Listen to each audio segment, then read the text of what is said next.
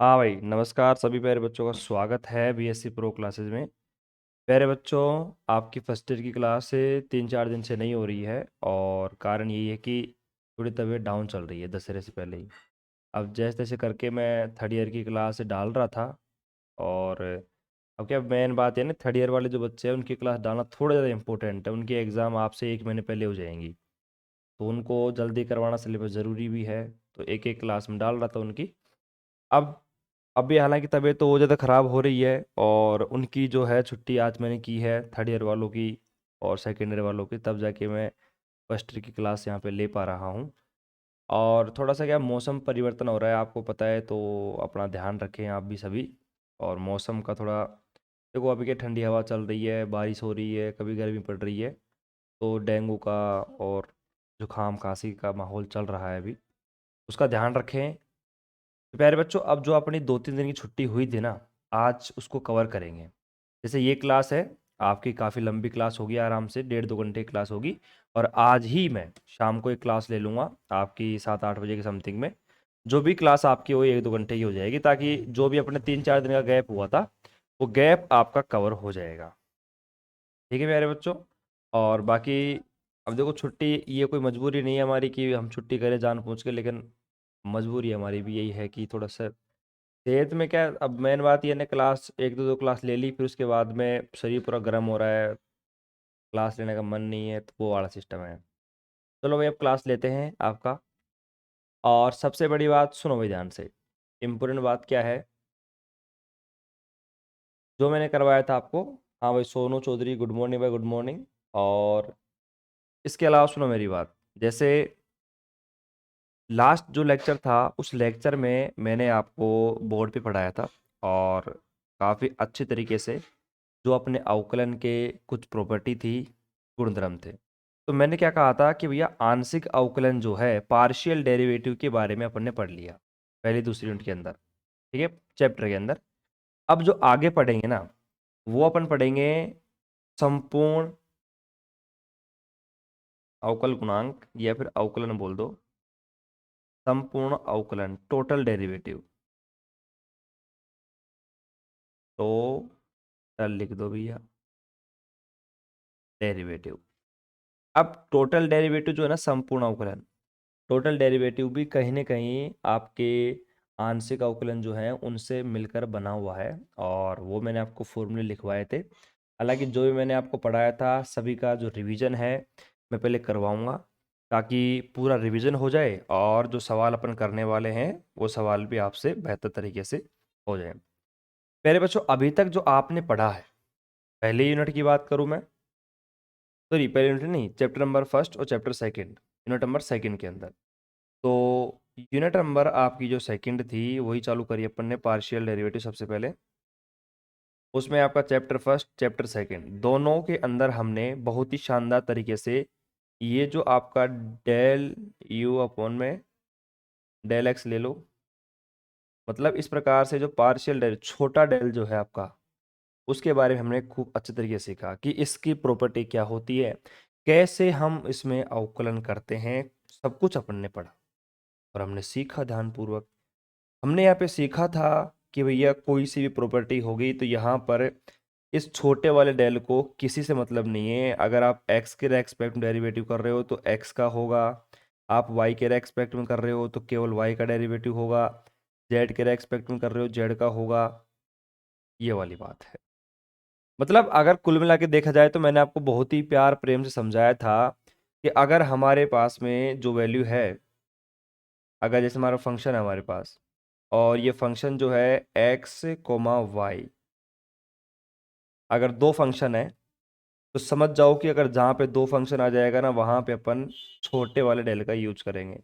बाकी एक बात मैं आपको बता दूं, ध्यानपूर्वक समझो कि ये जो स्मॉल डेल कैपिटल डेल की कहानी है ना, ये बड़े बड़े बच्चों को नहीं आती है, जो थर्ड ईयर में पढ़ रहे हैं अभी, जो एमएससी में पढ़ रहे हैं, उन बच्चों को भी इसके बारे में पता नहीं है। वो बच्चे भी सोच रहे हैं कि यार ये स्मॉल डेल क्या होता है, पार्शियल डेरिवेटिव कब कर देते हैं, क्या कर देते हैं। इसीलिए अगर आपने अभी पार्शियल डेरिवेटिव को सीख लिया तो शायद मेरे हिसाब से आगे जो क्लास होगी आपकी, सेकेंड ईयर होगी, थर्ड ईयर होगी, उसके अंदर आपको दिक्कत नहीं आएगी। मतलब आप ये मान के चलो कि जो आपकी फिजिक्स है, आपकी मैथ है, कंप्लीट सभी के अंदर आंख बंद करके ये कॉन्सेप्ट काम में लेते हैं अपन। ठीक है। उसके बाद में मैंने आपको प्यार प्रेम समझाया था, हालांकि बच्चों को थोड़ा कम समझ में आया था। उस दिन कह रहे थे कि सर थोड़ा हमें कम समझ में आया है। तो मैंने क्या कहा कि अगर हमारे पास सिंपल मान लो कि फंक्शन है और केवल हमारे पास में एक वेरिएबल है, जैसे मान लीजिए कि हमारा फंक्शन है एफ है, उसमें केवल एक वेरिएबल एक्स प्रेजेंट है। तो मैं क्या कह रहा हूँ, आपका जो एक वेरिएबल है एक्स, तो यहाँ पे अपन को टोटल डेरिवेटिव कैपिटल डी जो होता है ना,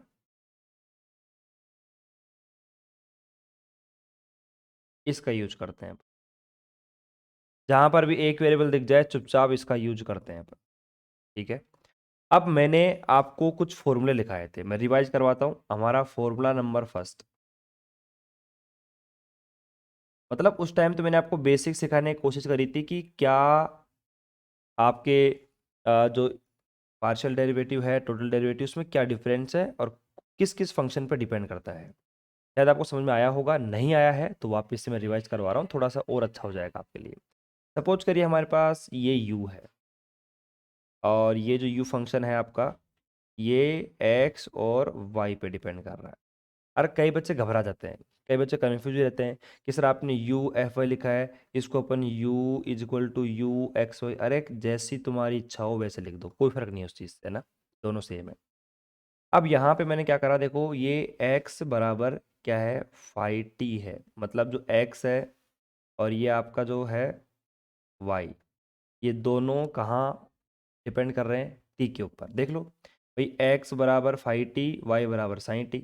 अब कई बच्चे क्या सोच रहे हैं, कंफ्यूज हो रहे हैं कि सर ये जो x है वो तो फाइव के ऊपर डिपेंड कर रहा है, y साइन के ऊपर। नहीं नहीं, ऐसा कुछ भी नहीं है। आप इनको लिखना चाहो तो ऐसे भी लिख सकते हो कि जो x है ना, वो फंक्शन किसका है हमारे पास, t का है। y हमारे पास जो फंक्शन है किसका है, t का फंक्शन है। बस वो क्या है, थोड़ा कंफ्यूज ना हो बच्चे, तो इसलिए सेपरेट फॉर्म में जो लिख रखे हैं ना ये वाली फॉर्म थोड़ा बुक में काम आती है अधिकतर। कुछ ज़्यादा ही सिंपल फॉर्म हो जाती है ये वाली। और ये वाली फॉर्म जनरली आप बुक्स में देखोगे तो आपको ये वाली फॉर्म देखने को मिलेगी, तो कन्फ्यूज मत हो ना उस चीज़ से। कुल मिला के बात तो वही कह रहा है ये। अब मैं आपसे पूछता हूँ सिंपल, देखो मैं ना ज़्यादा कन्फ्यूज नहीं करूँगा आपको, और जो मैंने आपको सिखाया लास्ट लेक्चर में उस हिसाब से अपन कंक्लूजन निकालते हैं। अब कंक्लूजन क्या निकलेगा, सुनना देखो।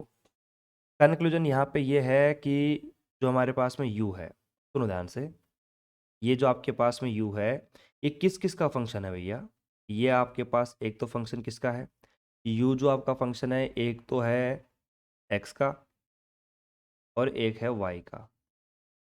अब आप खुद सोचो कि अगर u हमारे पास फंक्शन है, x का है, y का है, लेकिन अब आप यहाँ पे खुद देखना कि यहाँ पे अभी तो अगर मैं बात करूँ, अगर इसके बारे में मुझे पता नहीं है, अगर मैं यहाँ अपनी नज़रें नहीं डालता हूँ, तो आप देख सकते हो कि यहाँ पे u के लिए मुझे डेल u अपॉन में डेल x और डेल u अपॉन में डेल y ही निकालना पड़ेगा।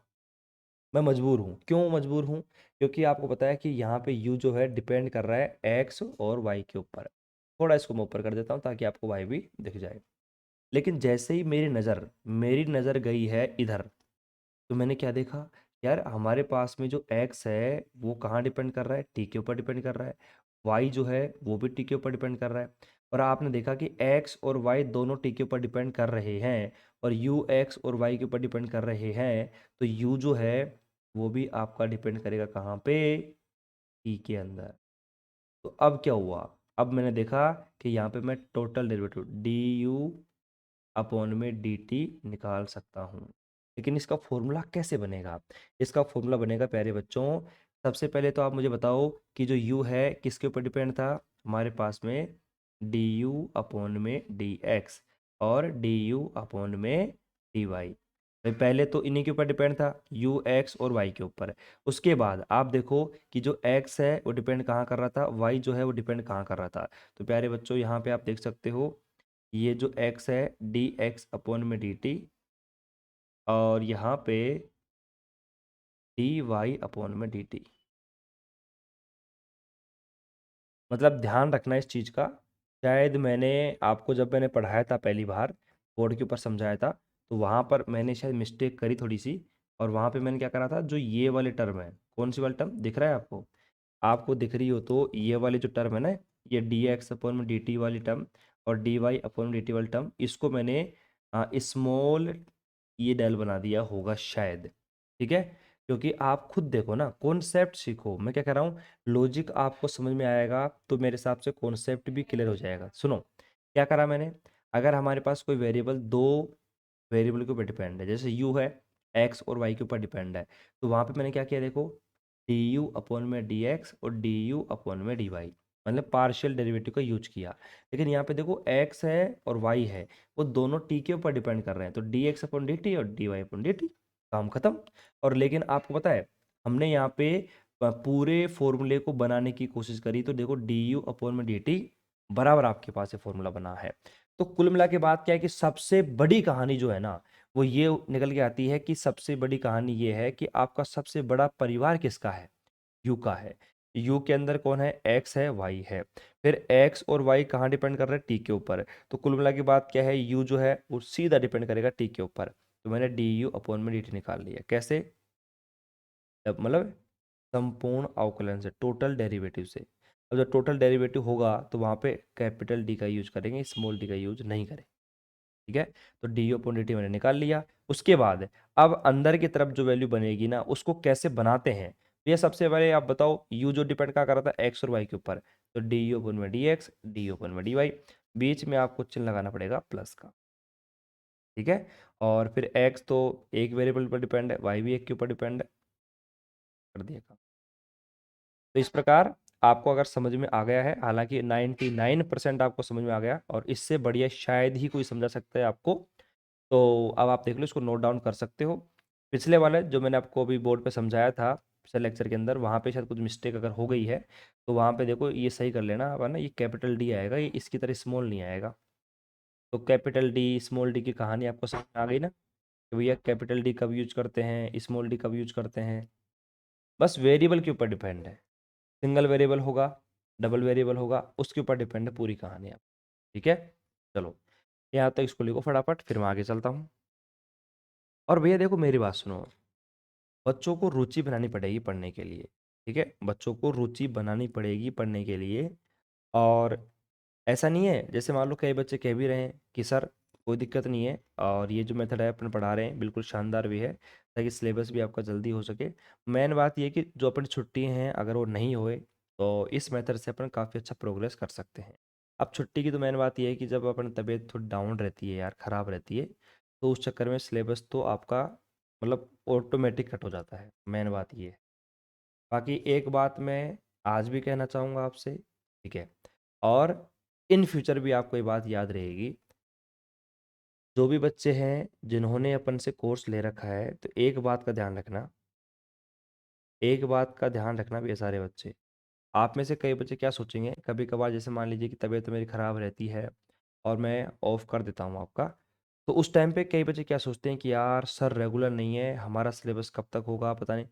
आप क्या है, अभी फर्स्ट ईयर में आए हो ना, आप फर्स्ट ईयर में हो, और फर्स्ट ईयर में नए नए बच्चे हो आप, तो आपको एक्सपीरियंस तो बिल्कुल भी नहीं है कि सिलेबस कैसा है, कब तक होगा, क्या होगा, कैसे कराया जाता है, कुछ पता नहीं है आपको। ठीक है, लेकिन आप क्या है, जैसे मान लीजिए कि किसी और टीचर से कंपेयर करते हो, जैसे मैं पढ़ा रहा हूँ, किसी और टीचर से आपने कंपेयर करा, यार उन सर का तो बहुत आगे चल रहा है, तो मैं क्या कर रहा हूँ, कंपेयर करना बिल्कुल छोड़ देना, क्योंकि आप जो पढ़ाई कर रहे हो ना, वो भी आपकी बेकार हो जाएगी। जो मैं आपको पढ़ा रहा हूँ, जो कॉन्सेप्ट सिखा रहा हूँ आपको, वो सब कुछ बर्बाद हो जाएगा अगर आपने कंपेयर कर लिया किसी टीचर से तो। क्योंकि आप खुद कंपेयर करके देख लेना, जो अपन कंटेंट दे रहे हैं ना, ऐसा कंटेंट आपको आसपास कहीं कहीं नहीं मिलेगा, ऐसा कंटेंट आपको इस प्राइस रेंज में। जो आपको 500,000 रुपये की प्राइस रेंज में मैं आपको कंटेंट प्रोवाइड करवा रहा हूँ, और जिस वे में मैं मेहनत कर रहा हूँ आपके लिए, एक एक चीज़ को समझाने के ऊपर, एक एक चीज़ को लिखवाने के ऊपर, नोट्स बनवाने के ऊपर, ऐसी मेहनत शायद कोई 5 से 6 हज़ार रुपये में नहीं करवाएगा। तो आपका जो मन है वो क्या है, विचलित होगा, और क्या सोचते हैं कि अरे यार ये तो पता नहीं करवा पाएंगे नहीं करवा पाएंगे कोर्स से, और आप वहाँ पे शिफ्ट हो जाओगे। देखो भाई, मेरा कहना ये है, आपने मेरे को पैसे जमा करवा दिए, ठीक है, तो वो तो आपके जमा हो चुके हैं। लेकिन आप क्या सोचोगे कि यार 500 जमा कराए थे, किसी दूसरे सर के पास ले लेते हैं एडमिशन, वहाँ पे 2,000 में करवा रहे हैं, वहाँ पे 3 में करवा रहे हैं, वो जल्दी करवा देंगे कोर्स। मैं क्या कह रहा हूँ, जल्दी के चक्कर में मत फंसना, क्योंकि अधिकतर जो टीचर है ना, जो पूरा कोर्स करवाते हैं, उनका सिलेबस एग्जाम से 15 दिन पहले ही होता है, और अपना भी एग्जाम से 15 दिन पहले ही होगा, ये मैं आपको लिख के दे सकता हूँ। लेकिन जो टीचर सिलेबस को कम करवा देते हैं और बच्चों को लगे कि हाँ भाई सिलेबस जल्दी हो गया, वो टीचर देख लो कम से कम 1.5 2 महीने पहले सिलेबस करवा देते हैं। जब फिर एग्जाम में सिलेबस आता है, पैटर्न आता है, क्वेश्चन देखते हैं, भैया एग्जाम में सवाल मिले ही नहीं। तो ये है ना भाई, अपन स्लो चल रहे हैं, तो जितना भी अपना पोर्शन पीछे पड़ गया। मुझे पता है ना बच्चे 99% क्या करते हैं कि जो पीछे पढ़ा दिया ना उसको तो देखते नहीं है। अब जैसे मैंने 2 दिन, 2 या 3 दिन, 3 दिन छुट्टी हो गई अपने लगातार, तो 3 दिन छुट्टी हो गई, तो 3 दिन छुट्टी में बच्चे क्या कर रहे हैं, मतलब जो पीछे पढ़ाया था उसको तो नहीं पढ़े, लेकिन उनके माइंड में एक ही बात चल रही है कि सर ने छुट्टी करी क्यों करी, हमारा सिलेबस कब होगा, कैसे होगा। लेकिन जो इंटेलिजेंट बच्चे हैं, जो पढ़ रहे हैं अपने लगातार, वो बच्चे केवल और केवल स्टडी पे फोकस करेंगे। उन्होंने सोचा कि यार नेगेटिव क्यों ले इस बात को, आपने वो कहानी सुनी है ना, और कई मोटिवेशन स्पीकर बोलते भी हैं कि भैया आपका जो गिलास है वो आधा खाली है, तो आप ये सोच रहे हो कि यार हमारा गिलास जो आधा खाली है, आधा खाली है। तो पॉजिटिव लोग होते हैं वो क्या सोचते हैं कि मेरा गिलास आधा भरा हुआ है। तो वही सोचो यार, आप भी पॉजिटिव सोचो इस चीज़ को लेकर कि भैया सर ने छुट्टी करी तो मेरे लिए बहुत अच्छी बात है, मैं 1 घंटे रिवीजन करूंगा बैठ के। तो मुझे पता है 100 में से 99% बच्चों को पीछे का कुछ भी याद नहीं है, लेकिन वही बात है ना, सिलेबस को पीछे, अरे गुरुजी सिलेबस सिलेबस। इतना एक्सपीरियंस तो मेरे को हो गया है 3 4 साल में कि भैया कैसे आपका सिलेबस करवाना है, कैसे पढ़ाना है आपको, कौन सा मैटर देना है, कौन सा नहीं देना है। बस मेरी राय तो आपको यही है कि बस आप दुनिया की मतलब जो भी बातें हैं उनको भूल जाओ। आपसे टीचर कुछ बोल रहा है, आपसे स्टूडेंट कुछ बोल रहे हैं, कुछ मत सुनो। जो मैं पढ़ा रहा हूँ उसको आराम से पढ़ते रहो, नोट्स बनाते रहो बस। जब लास्ट में रिजल्ट आएगा तब आपको पता चल जाएगा कि भाई क्या कहानी थी और क्यों सर ऐसे कहते थे। ठीक है, चलो भाई, समझ में आ गई होगी बात मेरे हिसाब से। तो प्यारे बच्चों, ये बात भी आपको समझ में आनी चाहिए, जो मैंने फॉर्मूला आपको बताया है ये फॉर्मूला शायद मेरे हिसाब से आपके बिल्कुल माइंड में बैठ गया है। और सिलेबस की आप टेंशन मत लो, क्योंकि सिलेबस अगर मुझे करवाना होता तो 25 26 लेक्चर तक तो मैं आराम से आपकी यूनिट को ख़त्म कर चुका होता। लेकिन वही बात है ना, अभी अपन सिलेबस को लेकर नहीं कर रहे हैं काम, थोड़ा सा कंटेंट भी उसमें पूरा हो जाना चाहिए, तो वो वाला काम कर रहा हूँ मैं। अब प्यारे बच्चों, एक सेकंड फॉर्मूला मैंने आपको और लिखवाया था। सेकंड फॉर्मूला क्या था, और ये जो फॉर्मूला है D U upon D T वाला फॉर्मूला, सपोज करो यहाँ पर हमारे पास में एक्स वाई टी हमारे ऊपर डिपेंड कर रहा था। सपोज करो यहाँ पे x1 आ जाए, x2 x3 x4। एक फॉर्मूला और लिखवा देता हूँ मैं आपको, वो जनरल फॉर्मूला निकल के आएगा। तो यहाँ पे फॉर्मूला नंबर फर्स्ट लिख लेना आप, इसको आराम से नोट डाउन करो। फिर मैं आगे चलता हूँ और आपको जो फॉर्मूला नंबर सेकंड है वो लिखवाता हूँ, सुनो भैया।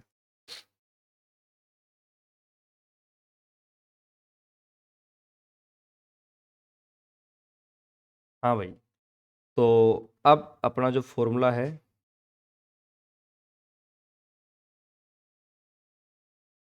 फॉर्मूला नंबर जो सेकंड आपका है, फॉर्मूला नंबर जो सेकंड आपका है वो क्या कह रहा है, सुनो भाई।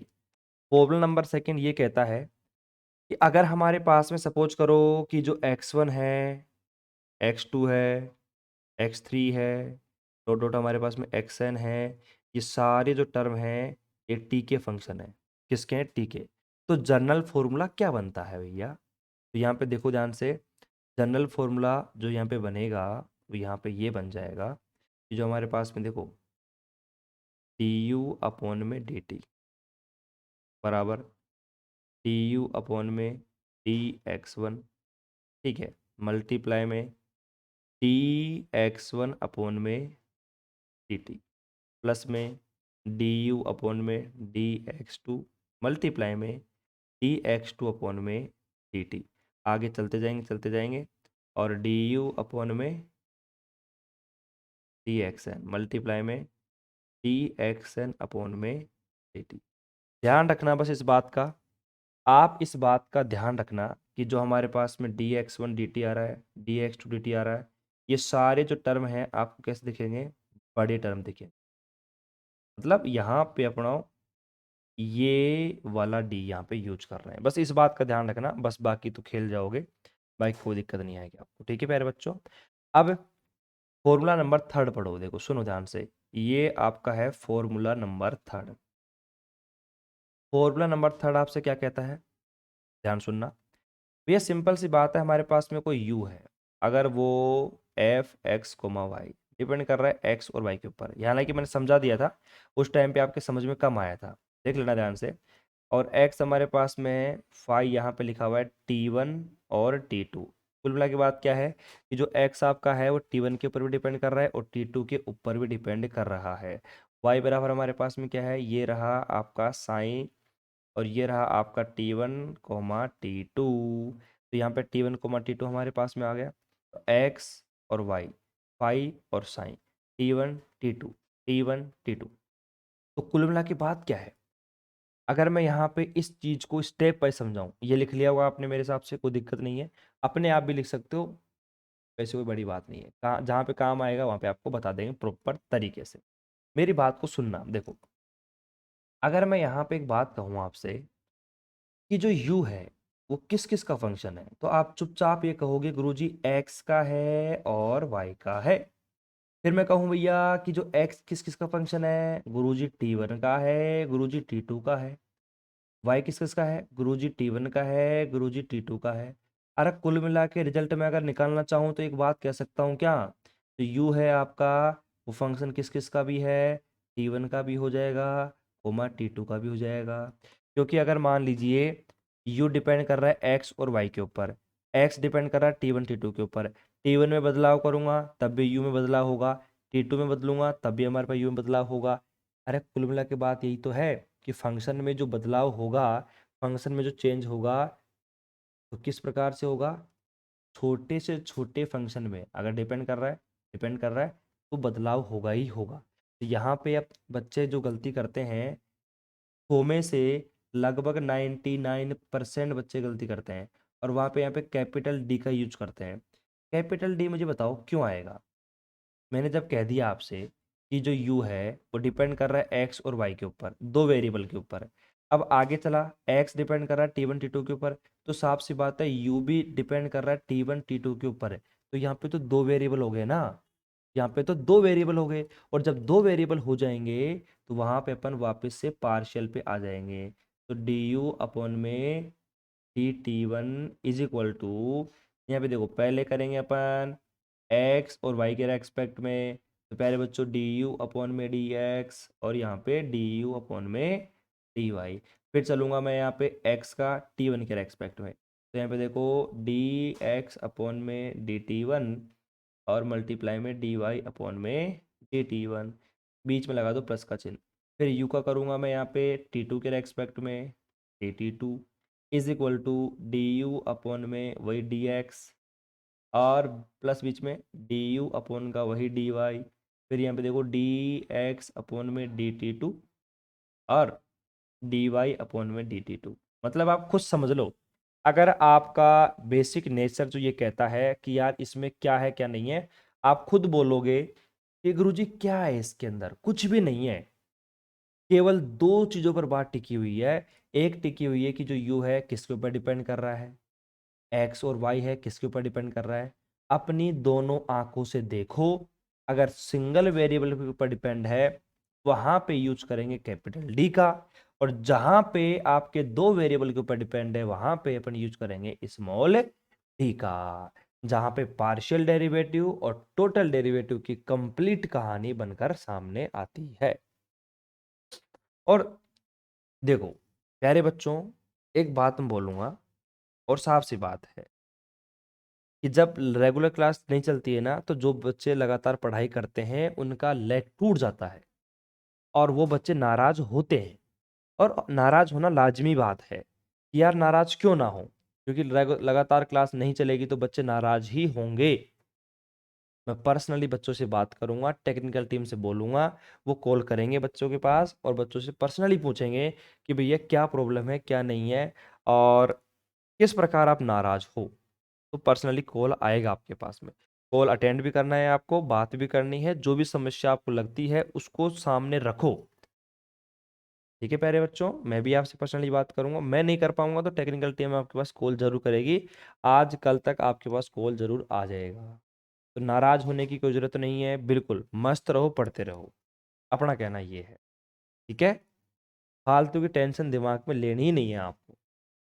बात समझ आ रही है, हारी बीमारी तो चलती रहती है। अब सपोज करो मैं हूं, अब मैं बीमार हो गया, अब आपके साथ मतलब मैं क्लास नहीं ले पाया 2-4 दिन, अब सपोज करो आप बीमार हो गए, अब आपके ऊपर तो फिर भी प्रेशर कम है, तो आप बीमार हो जाओगे ना, तो कम से कम मान लो कि गई 10 दिन की मान लो, और 10 दिन तक आपने क्लास नहीं ली, तो समझ करो आपका तो गेम ही ओवर हो गया वहाँ। ठीक है, तो इसलिए देखो, दुख दर्द चलते रहते हैं, और आप सभी का सपोर्ट नहीं रहेगा यार, मैं अकेला रह जाऊंगा तो फिर वही बात है ना, मज़ा नहीं आएगा फिर। आप सभी का सपोर्ट रहेगा तभी तो मज़ा आएगा। चलो भैया, तो एक काम करो, सुनो, अब यहाँ पे एक बात बताओ, ये इतना समझ में तो आपको आ गया ना? अरे भैया, यहाँ तक तो समझ में आपको आ ही गया ना, इसमें कोई दिक्कत ही नहीं है। अब थोड़ा सा मैं आगे चलता हूँ। देखो, अब थोड़ा सा अपन आगे चलते हैं, और शानदार तरीके से अगला कोई फॉर्मूला है उसको समझते हैं। सपोज करो, सपोज करो, मेरी बात सुनो, यहाँ पर अगर मान लीजिए ये एक्स और वाई जो हैं वो डिपेंड कर रहे हैं यहाँ पे T1 T2 के ऊपर। ठीक है, अब एक अगला फॉर्मूला ऐसा लिखता हूँ मैं नॉर्मली, आपको थोड़ा उलझाने के लिए, आपका दिमाग थोड़ा एक्सपेंड करने के लिए। और जैसे मैं लिख रहा हूँ ना, formula first, formula second, formula third, ऐसे करके आराम से लिख लो। फिर आप देखना, जब अपन सवाल करेंगे, मैं डायरेक्ट बोलूँगा, अरे फॉर्मूला नंबर सेकंड है, फॉर्मूला नंबर थर्ड है, फॉर्मूला फर्स्ट है, आप तुरंत बोल दोगे हाँ गुरुजी बिल्कुल है, और आप देख सकते हो वहाँ जाके आराम से। ठीक है, तो फटाफट यहाँ पे मैं थोड़ा सा आगे चलता हूँ और आपको अगला फॉर्मूला लिखवाता हूँ। चलो,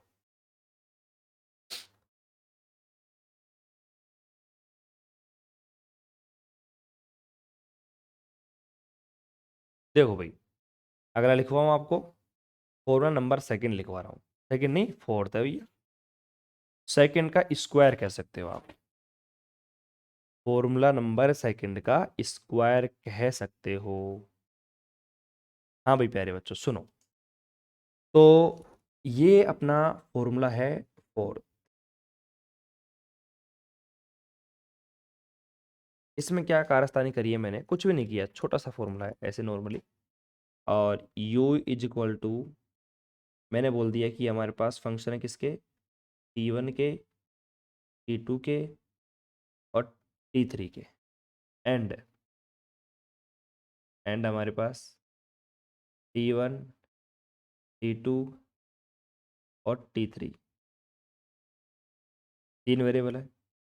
ये हमारे पास फाई, ये साइन, और ये हमारे पास G, X comma Y comma Z, और X comma Y comma Z, और X comma Y comma Z.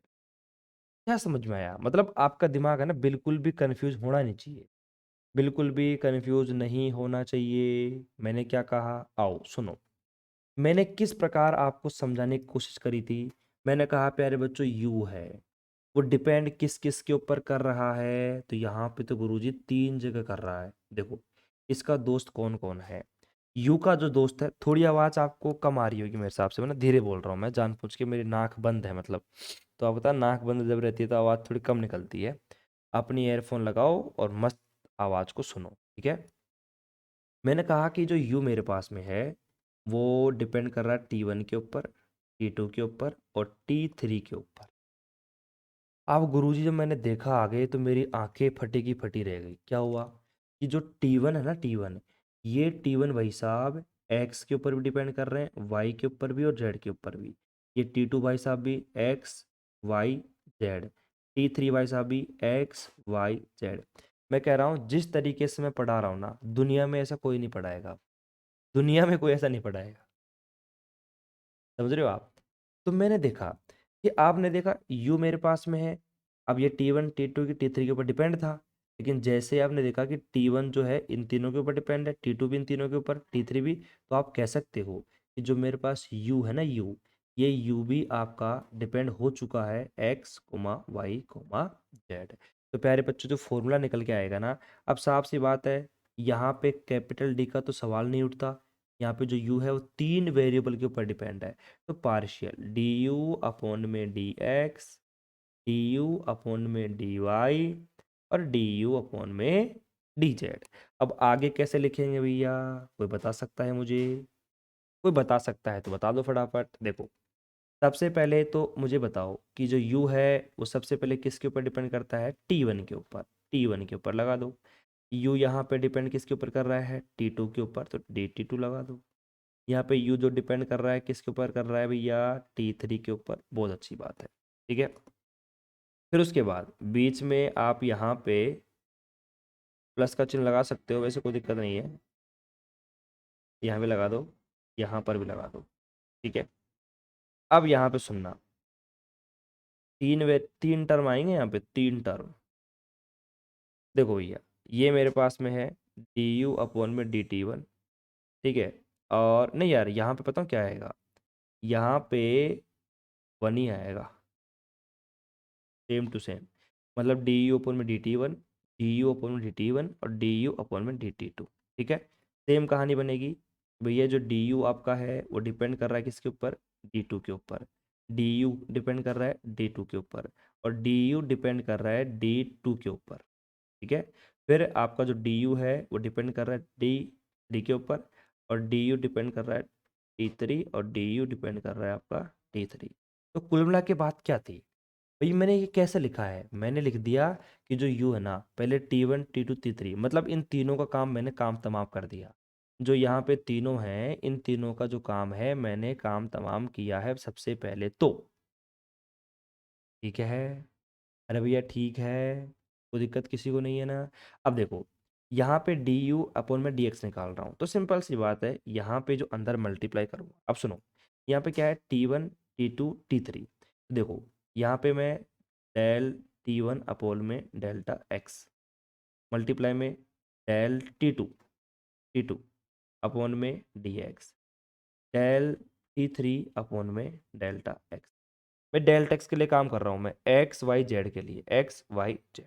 अब Y same T1 T2 T3, Y Y Y, T1 T2 T3, Z Z Z. तो तरीका देखो बनाने का तरीका क्या, बच्चे कंफ्यूज नहीं हो सकते ऐसे, क्योंकि मैंने बताया है इस प्रकार से आपको है कि u T1 T2 T3 के ऊपर डिपेंड कर रहा है, और जो T1 T2 T3 है XYZ के ऊपर डिपेंड कर रहा है। तो साफ सी बात है, आपको पता है कि जो यहाँ पे लास्ट वाले टर्म होती है ना u, उसके ऊपर डिपेंड ऑटोमेटिक हो जाता है। तो यहाँ पे देखो du/dx, du/dy और du/dz मैंने लिख दिया है। उसके बाद में कहा कि भैया सबसे पहले जो u है वो डिपेंड कहाँ था, T1 T2 T3 के ऊपर, लिख दिए मैंने। आराम से देखो, प्रत्येक टर्म के अंदर लिख दिया। उसके बाद है आपका जो T1 है वो डिपेंड कहाँ कहाँ था, T1 T2 T3, ये डिपेंड था XYZ। आप देख लो भैया, ठीक है। और फिर जैसे आप यहाँ पे लिख सकते हो पर्सनली, अब तो क्या लिखने में क्या ही है, dt1/dy मल्टीप्लाई में लिख लो फॉर्मूले को, जहां पे काम आएगा वहां पे आपको बता देंगे ना, क्या दिक्कत है। बस फॉर्मूला याद तो होना चाहिए ना आपको, ये फॉर्मूला याद है आपको, और रटने की तो कोशिश करना मत बिल्कुल भी, क्योंकि जैसे रटोगे ना वैसे कंफ्यूज होगे। एक टर्म भी ऊपर नीचे लिख दिया आपने, आपका गेम ओवर, ठीक है। तो यहाँ तक लिख लिया आपने, कोई समस्या किसी को नहीं होगी मेरे हिसाब से, बिल्कुल तरीके से सुनो।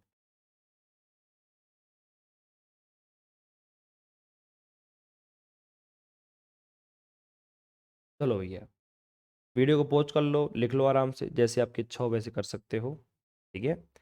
बस एक उद्देश्य रखना, बस मैं ना बच्चों से मतलब एक ही उम्मीद रखता हूँ कि चाहे अपन कैसे भी पढ़ें, आप कहोगे वैसे पढ़ा देंगे। आपसे टेक्निकल टीम बात करेगी, आपकी जैसी इच्छा हो वैसे पढ़ा देंगे अपन, ठीक है।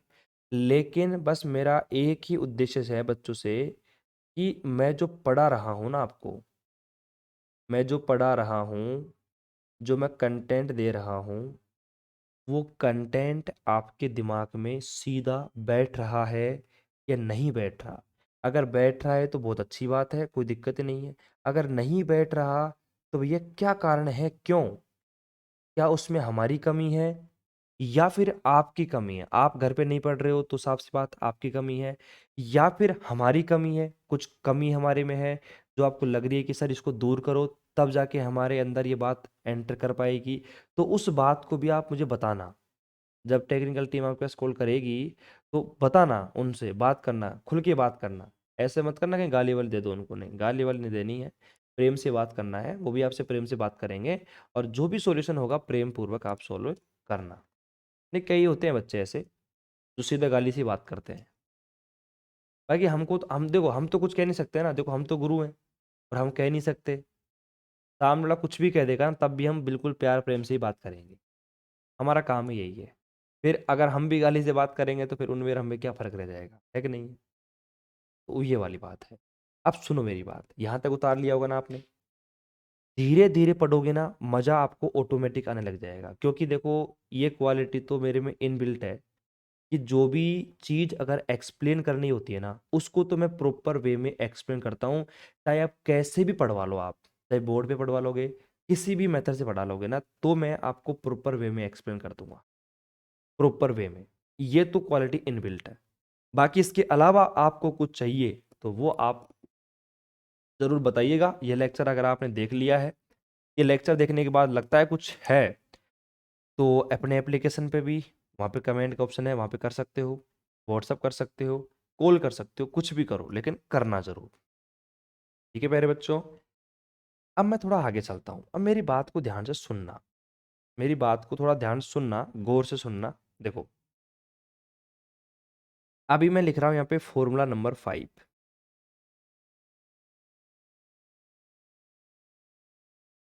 फॉर्मूला नंबर 5, ठीक है। अब सुनना, देखो यहाँ पे एक फॉर्मूला मैंने बताया था आपको, कैपिटल डी यू अपॉन में capital D T is equal to D U upon में डी एक्स मल्टीप्लाई में यहाँ पे कैपिटल डी एक्स अपॉन में डी टी प्लस में डी यू अपॉन में डी वाई और कैपिटल डी वाई अपॉन में कैपिटल डी टी। ये फॉर्मूला मैंने आपको फर्स्ट लिखवाया था, मतलब फर्स्ट फॉर्मूला जो था अपना यही था। फर्स्ट फॉर्मूला जो था वो आपका यही था। बताओ कोई दिक्कत है क्या? नहीं है ना? अब इस फॉर्मूले में कुछ मॉडिफिकेशन किया गया, सुनना। इस फॉर्मूले में मॉडिफिकेशन क्या किया गया कि मैं यहाँ पे इसको लिख रहा हूँ डी यू अपॉन में D X is equal to D U upon में डी एक्स और प्लस में डी यू अपॉन में डी वाई और मल्टीप्लाई डी वाई अपॉन में डी एक्स। तो बच्चे क्या है, कन्फ्यूज हैं। मुझे पता है कि जब पहली बार मैंने पढ़ा था तो मैं भी कन्फ्यूज हो गया था कि सर कहना क्या चाहते हैं, करवा क्या रहे हैं। अरे कुछ भी नहीं है। यहाँ पे मैंने क्या किया कि जो आपका टी वेरिएबल था ना, उस टी वेरिएबल को मैंने एक्स से रिप्लेस कर दिया है। आप देख सकते हो, आप यहाँ पे देखना डी एक्स अपॉन में डी टी और डी वाई अपॉन में डी टी, लेकिन वहाँ पे देखो अब ये जो आपका D X upon D T है, अब सपोज करो मैं एक्स का डेरिवेटिव एक्स के रेस्पेक्ट में करूँगा, तो यहाँ पे तो क्या बन जाएगा आपका 1 बन जाएगा। और यहाँ पे देखो डी वाई अपन डी टी है, तो यहाँ पे डी वाई अपन में डी एक्स बन गया। बताओ फॉर्मूला एक नया बना। ऐसा क्यों किया है मैंने? क्योंकि एक आध सवाल ऐसे मिलेंगे आपको जो कि इस प्रकार के मिलेंगे, जिससे कि डायरेक्ट आपको सॉल्यूशन करने में मतलब हेल्प मिलेगी। आपको वहाँ पर है ना, मतलब माथा पच्ची करने की रिक्वायरमेंट महसूस नहीं होगी। तो प्यारे बच्चों को दिक्कत किसी को मेरे हिसाब से तो नहीं होगी, 1% की। चलो, अब मेरी बात को सुनना। अब अपन यहाँ पे एग्जाम्पल लेते हैं। अगर आप एक काम करो, फटाफट से वीडियो को पॉज कर लो और फटाफट जो भी मैंने फॉर्मूले अभी तक लिखवाए थे, आपको करवाए हैं, पांचों के पांचों फॉर्मूलों को अगर आप एक बार देख लो अपनी आंखों से, तो मेरे हिसाब से सोने पर सुहागा हो जाएगा। तो फटाफट एक काम करो, फटाफट सवालों को, ये जो फॉर्मूले हैं इनको पढ़ लो, फिर उसके बाद में एक के बाद एक अपन सवाल निपटा देंगे फटाफट से। एग्जाम्पल का सीक्वेंस में कभी भी नहीं लिखता, आपको पता है। केवल क्वेश्चन लिखेंगे भैया, क्वेश्चन से काम है हमें। हमें एग्जाम्पल को रटना नहीं, याद नहीं करना कि एग्जाम्पल नंबर 5 था, 4 था। अरे हमको तो क्वेश्चन से मतलब है। एग्जाम के अंदर सीक्वेंस आएगा क्या? नहीं आएगा ना सीक्वेंस। क्यों लिखे सीक्वेंस? क्या मतलब है? कि बच्चे कंफ्यूज रहते हैं, गुरुजी हमारी जेपीएस में तो ये क्वेश्चन नंबर 5 है, हमारी में 6 है। मैं लिखूंगा ही नहीं। फटाफट लिखो, फटाफट लिख लो इसको और पीछे रिवीजन कर लो। कर लिया है तो अच्छी बात है, फिर मैं आगे चलता हूँ। ठीक है, चलो यहाँ पे प्यारे बच्चों थोड़ा आगे चलता हूँ मैं। एग्जाम्पल आपके सामने है, जेड इज इक्वल टू, एक एग्जाम्पल है मेरे पास में, एक्स स्क्वायर वाई प्लस में वाई की पावर 3। और क्या बोला गया है ध्यान सुनना, मतलब बिल्कुल मस्त रहो, दिमाग पे लोड डालो ही मत हो। ये मान के चलो कि कुछ भी नहीं आता आपको, बस बेसिक सीख रहे हो। पहली बार सवाल जब सीखा करो तो ऐसे किया करो, दिमाग को खाली रखा करो ताकि कुछ एंट्री हो सके दिमाग के अंदर।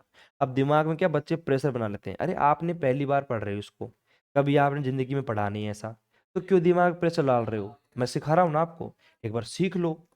जब सीख लोगे तब डाल लेना प्रेशर अपने दिमाग पे, है कि नहीं है? तो एक्स स्क्वायर वाई प्लस में वाई क्यूब, ठीक है। बोला गया आपसे कि एक्स जो है ना वो log टी है, और बोला गया है कि जो आपका y है वो भी e की पावर t है। तो आपको यहाँ पे बताऊँ क्या निकालना है, आपको यहाँ पे dz अपॉन में dt फाइंड आउट करना है, और वो भी कैपिटल D वाला। अब दिमाग की बत्ती जलानी पड़ेगी। देखो, आओ भैया, आओ, आंसर करा मैंने। एग्जाम के अंदर इसमें कर रहा हूँ ना, वैसे बिल्कुल भी मत करना, एग्जाम में बिल्कुल भी मत करना। मैं केवल आपको समझाने के लिए कर रहा हूँ। प्यारे बच्चों, जेड जो है वो किस किस का फंक्शन आपको दिख रहा है? तो एक बच्चा भीड़ में खड़ा होता है, वो कहता है गुरुजी एक काम करो, यहाँ पे तो देखो ऐसा लिख दो कि जो जेड है ना वो एक्स के ऊपर भी डिपेंड कर रहा है और वाई के ऊपर भी डिपेंड कर रहा है। देख लो आप, जेड बराबर एक्स स्क्वायर वाई प्लस में वाई क्यूब, तो एक्स और वाई दोनों के ऊपर डिपेंड कर रहा है। लेकिन आप खुद देखो ना, यहाँ पे आपसे कैपिटल डी जेड अपॉन में कैपिटल डी टी पूछा है, यहाँ पे पार्शियल की तो बात ही नहीं हो रही है। लेकिन जैसे ही मैंने इधर देखा तो यहाँ पे देखा कि यार जो ये एक्स है ना, अब कई बच्चे क्या कहेंगे, जो जिनका बेसिक थोड़ा कमजोर है, वो कहेंगे सर ये जो एक्स है लोग के ऊपर डिपेंड कर रहा है, वाई जो है ई के ऊपर डिपेंड कर रहा है। अरे भैया, लोग और ई तो कोफिशिएंट है, ये तो गुणांक है, इनकी तो वैल्यूज निकल के आती हैं पर्सनली। ये क्या है, कांस्टेंट एक तरीके देखा जाए तो डिपेंड कर रहा है, एक्स जो है वो टी के ऊपर डिपेंड कर रहा है, जो वाई है वो भी आपका टी के ऊपर डिपेंड कर रहा है। एक्स और वाई दोनों टी के ऊपर डिपेंड कर रहे हैं, तो साफ सी बात है जेड जो है ना वो भी टी के ऊपर डिपेंड करेगा ही करेगा। तो बताओ, तो यहाँ पे मैं चुपचाप लिखता हूँ वी नो दैट, हम जानते हैं, किसी को बताना मत। वी नो दैट, हम जानते हैं, फ्रॉम फॉर्मूला नंबर फर्स्ट, ऐसा मत लिखना, फॉर्मूला नंबर फर्स्ट मत लिखना, बस आप फॉर्मूला जानते हो। क्या फॉर्मूला जानते हो? अगर आपको जेड का करना है और डी जेड अपॉन में आपको डी टी करना है, और वो भी कैसा, कैपिटल वाला, तो क्या फॉर्मूला था? सबसे पहले आपका जो जेड है किसके ऊपर डिपेंड कर रहा है, एक्स और वाई के ऊपर, फॉर्मूला बनाओ डी एक्स अपॉन में, सॉरी डी जेड अपॉन में डी एक्स, बीच में लगाओ प्लस डी जेड अपॉन में डी वाई। उसके बाद क्या था कि जो x है वो कहाँ डिपेंड कर रहा है, t के ऊपर, तो डी एक्स अपॉन में डी टी। और ये कैपिटल बनाना ये मैंने आपको सिखाया था, भूल मत जाना। 99% क्या, पूरे 100% बच्चे गलती करते हैं, और जल्दीबाजी में क्या करते हैं, यहाँ पे स्मॉल डी टी बना देते हैं। और जैसे ही इस वाले टर्म को, एक तो ये वाला टर्म है और एक ये वाला टर्म, अगर आपने इसको स्मॉल बना दिया तो, और 99.99% बच्चे गलती करते ही करते हैं। तो आप देख लो, इस कैटेगरी में आप नहीं आना चाहते तो फिर देख लेना, ठीक है। अब क्या करना है, अब तो काम ही हो गया खत्म। अगर फॉर्मूला आपको याद है तो मुझे बताओ, आपको जेड को एक्स के रेस्पेक्ट में डेरिवेटिव करना है, वो भी पार्शियल। करो भैया, एक्स स्क्वायर का क्या हो गया हमारे पास में, 2x, और वाई मेरे पास मल्टीप्लाई में, ऐसे कैसे मल्टीप्लाई। अब देखो यहाँ पे क्या है हमारे पास में, मल्टीप्लाई में क्या है, वाई भी, वाई क्यूब भी तो है, लेकिन आपको पता है जेड का केवल एक्स के रेस्पेक्ट में पार्शियल डेरिवेटिव करेंगे, तो पार्शियल डेरिवेटिव में वाई से हमें कोई काम नहीं है, क्योंकि मैं केवल एक्स के लिए काम कर रहा हूँ। यहाँ पे देखो D X upon D T, अब यहाँ पे जो हमारे पास में एक्स है, एक्स की वैल्यू कितनी है, log टी, तो यहाँ पे अगर आप टी के रेस्पेक्ट डेरिवेटिव करोगे तो यहाँ पे कितना आ जाएगा, 1 अपॉन में टी, log टी का 1 अपॉन टी, ठीक है। प्लस करोगे डी जेड अपॉन में डी वाई, अब जेड का करना है आपको वाई के रेस्पेक्ट में, करो, वाई का 1 हो गया तो यहाँ पे कितना आ गया, एक्स स्क्वायर, प्लस वाई कितना हो गया हमारे पास, 3 y की पावर 2, ये तो हो गया डी जेड अपॉन में डी वाई का। फिर डी वाई अपॉन में डी टी करोगे तो ई की पावर एक्स का तो क्या होता है, ई की पावर एक्स ही होता है, ये आपका आंसर आपके सामने है। तो सवाल को सीखना, उसको करना बड़ी बात नहीं है, लेकिन सबसे बड़ी बात बताऊँ क्या है, सबसे बड़ी बात यह है कि बच्चे सवाल को देखकर डर जाते हैं। अरे यार एक बात बताओ, आपको लॉजिक बता दिया गया है, कॉन्सेप्ट सिखा दिया गया है, तो सवाल को कॉन्सेप्ट के रूप में ढालने की कोशिश करो ना। अब कई बच्चे क्या डरते हैं, अरे यार अपन से नहीं होगा, अरे पहली बार में तो किसी से नहीं होगा। मैं सिखा रहा हूँ आपको, ठीक है, एज ए टीचर मैं आपको सिखा रहा हूँ। तो क्या मैंने भी पहली बार में सीख लिया था क्या? नहीं हुआ था मेरे से भी। ये मेरे से नहीं हुआ था, नहीं हुआ मेरे से भी, अब नहीं हुआ तो नहीं हुआ। क्योंकि लेकिन हमने सीखा उस चीज़ को, मैंने सीखा है। अब मैंने आपको बता रहा हूँ, सिखा रहा हूँ आपको। तो मैंने क्या करा, देखते हैं क्या होगा। कोई बड़ी बात तो है नहीं, सीख लेंगे आराम से। तो बताओ सवाल के अंदर क्या था? कुछ भी नहीं था। ये फॉर्मूला याद है, और याद भी क्यों करना है यार? मैं तो ये मानता हूँ कि फॉर्मूले को भी याद क्यों करना है जब फॉर्मूले को मैं बना सकता हूँ। बताओ, अगर ये तरीका आपको याद है कि जेड है वो एक्स और वाई के ऊपर डिपेंड है, एक्स टी के ऊपर, वाई टी के ऊपर, तो ये फॉर्मूला मैं आंख बंद करके बना सकता हूँ कि जेड टी के ऊपर डिपेंड है, तो जेड टी जेड अपन डी टी बराबर हमारे पास।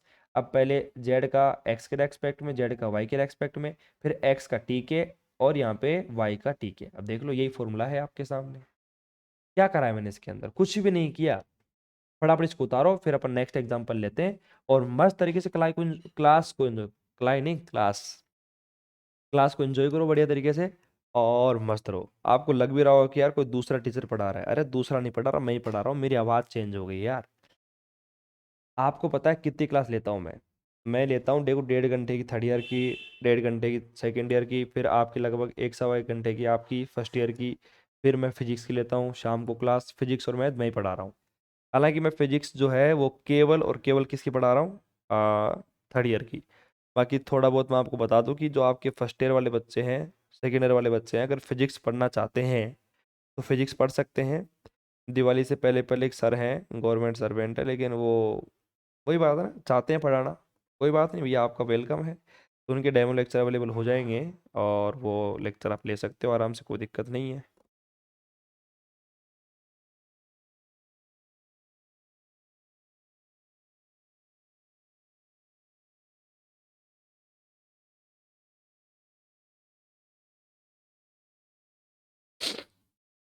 हाँ भाई, फटाफट लिखो तो।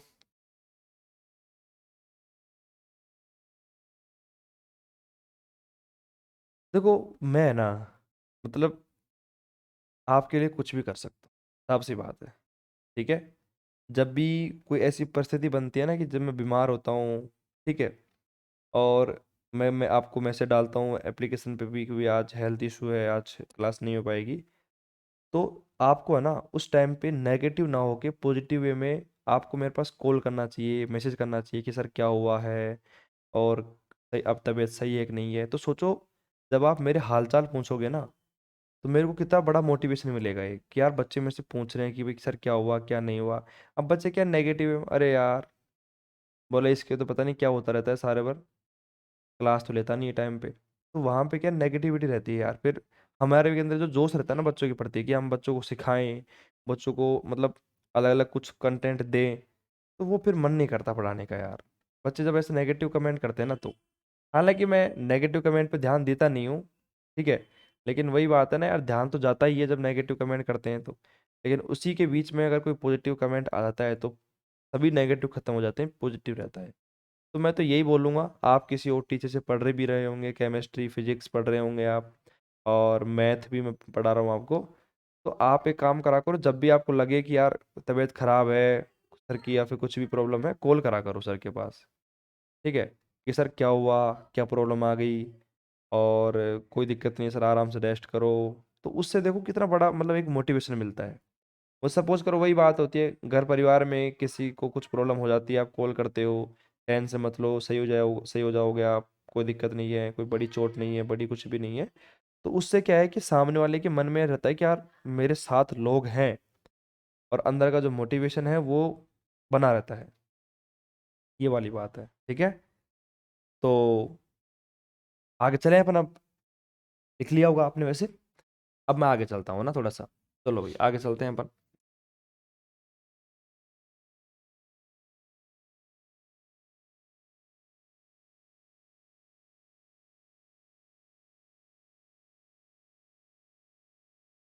हाँ भाई 1 मिनट रुको थोड़ा सा। हाँ भाई अब चलो। हाँ भाई अब सुनो मेरी बात। अब आपके दिमाग में मेरे हिसाब से धीरे धीरे धीरे लॉजिक क्लियर होते जा रहे हैं, और कोई ज़्यादा बड़ी बात नहीं। अब सुनना, एक सवाल मैं आपको और दे रहा हूँ करने के लिए। एग्जाम्पल है, क्वेश्चन है, आपको कुछ मतलब नहीं है, आप तो एग्जाम्पल करके लिखा करो ऐसे और क्वेश्चन को लिख लिया करो। देखो, u is equal to X की पावर 4 y की पावर 5 और यहाँ पे x बराबर टी स्क्वायर और y बराबर टी की पावर 3। ठीक है, x बराबर टी स्क्वायर और y बराबर टी की पावर 3। ठीक है, अब यहाँ पे बच्चे फिर कंफ्यूज। ठीक है, और यहाँ से आप, यहाँ पे आपसे बोला गया है कि डी यू अपॉन में आपको डी टी फाइंड आउट करना है। अब फिर बच्चे यहाँ पे कंफ्यूज, बच्चे कह रहे हैं कि सर यहाँ पे तो मामला गड़बड़ा गया। मैंने कहा भाई क्या बात हो गई कि यहाँ तो ये जो एक्स फंक्शन है ये टी स्क्वायर का है, वाई फंक्शन है टी की पावर 3 का है। अब जो बच्चे रहते हैं लो लेवल के वो यही सोचते हैं, और सोचना लाजमी है।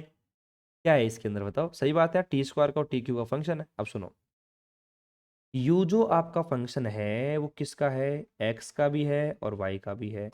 एक्स आपका जो फंक्शन है ना भैया, ये टी स्क्वायर, टी की पावर 4 5 6 7 8 इनसे फर्क नहीं पड़ता।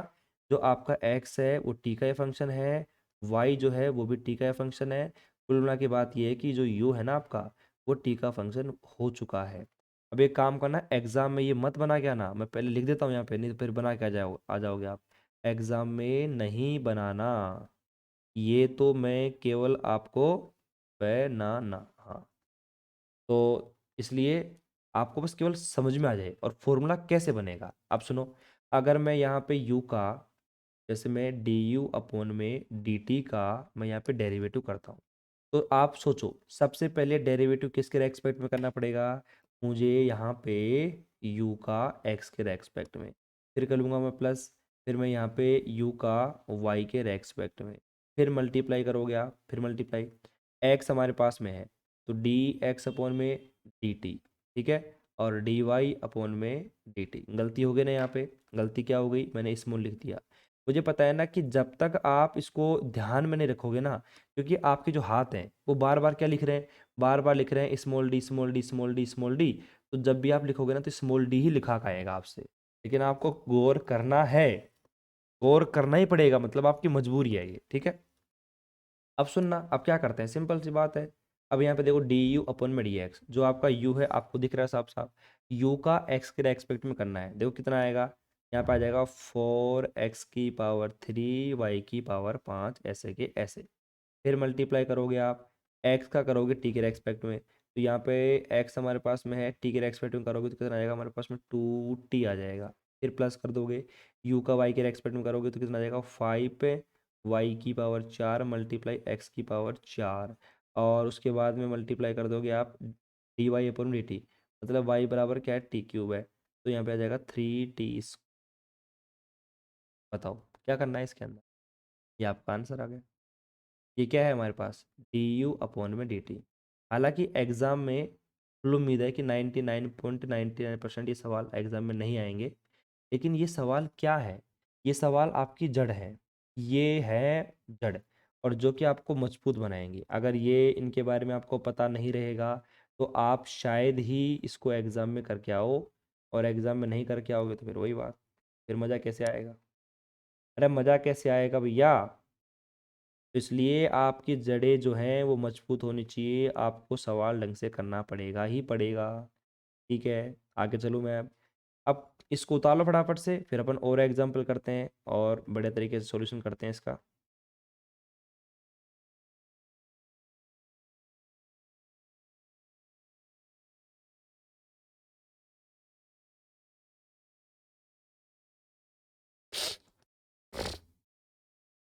फटाफट करो भाई, देखो फिर आगे चलते हैं अपन,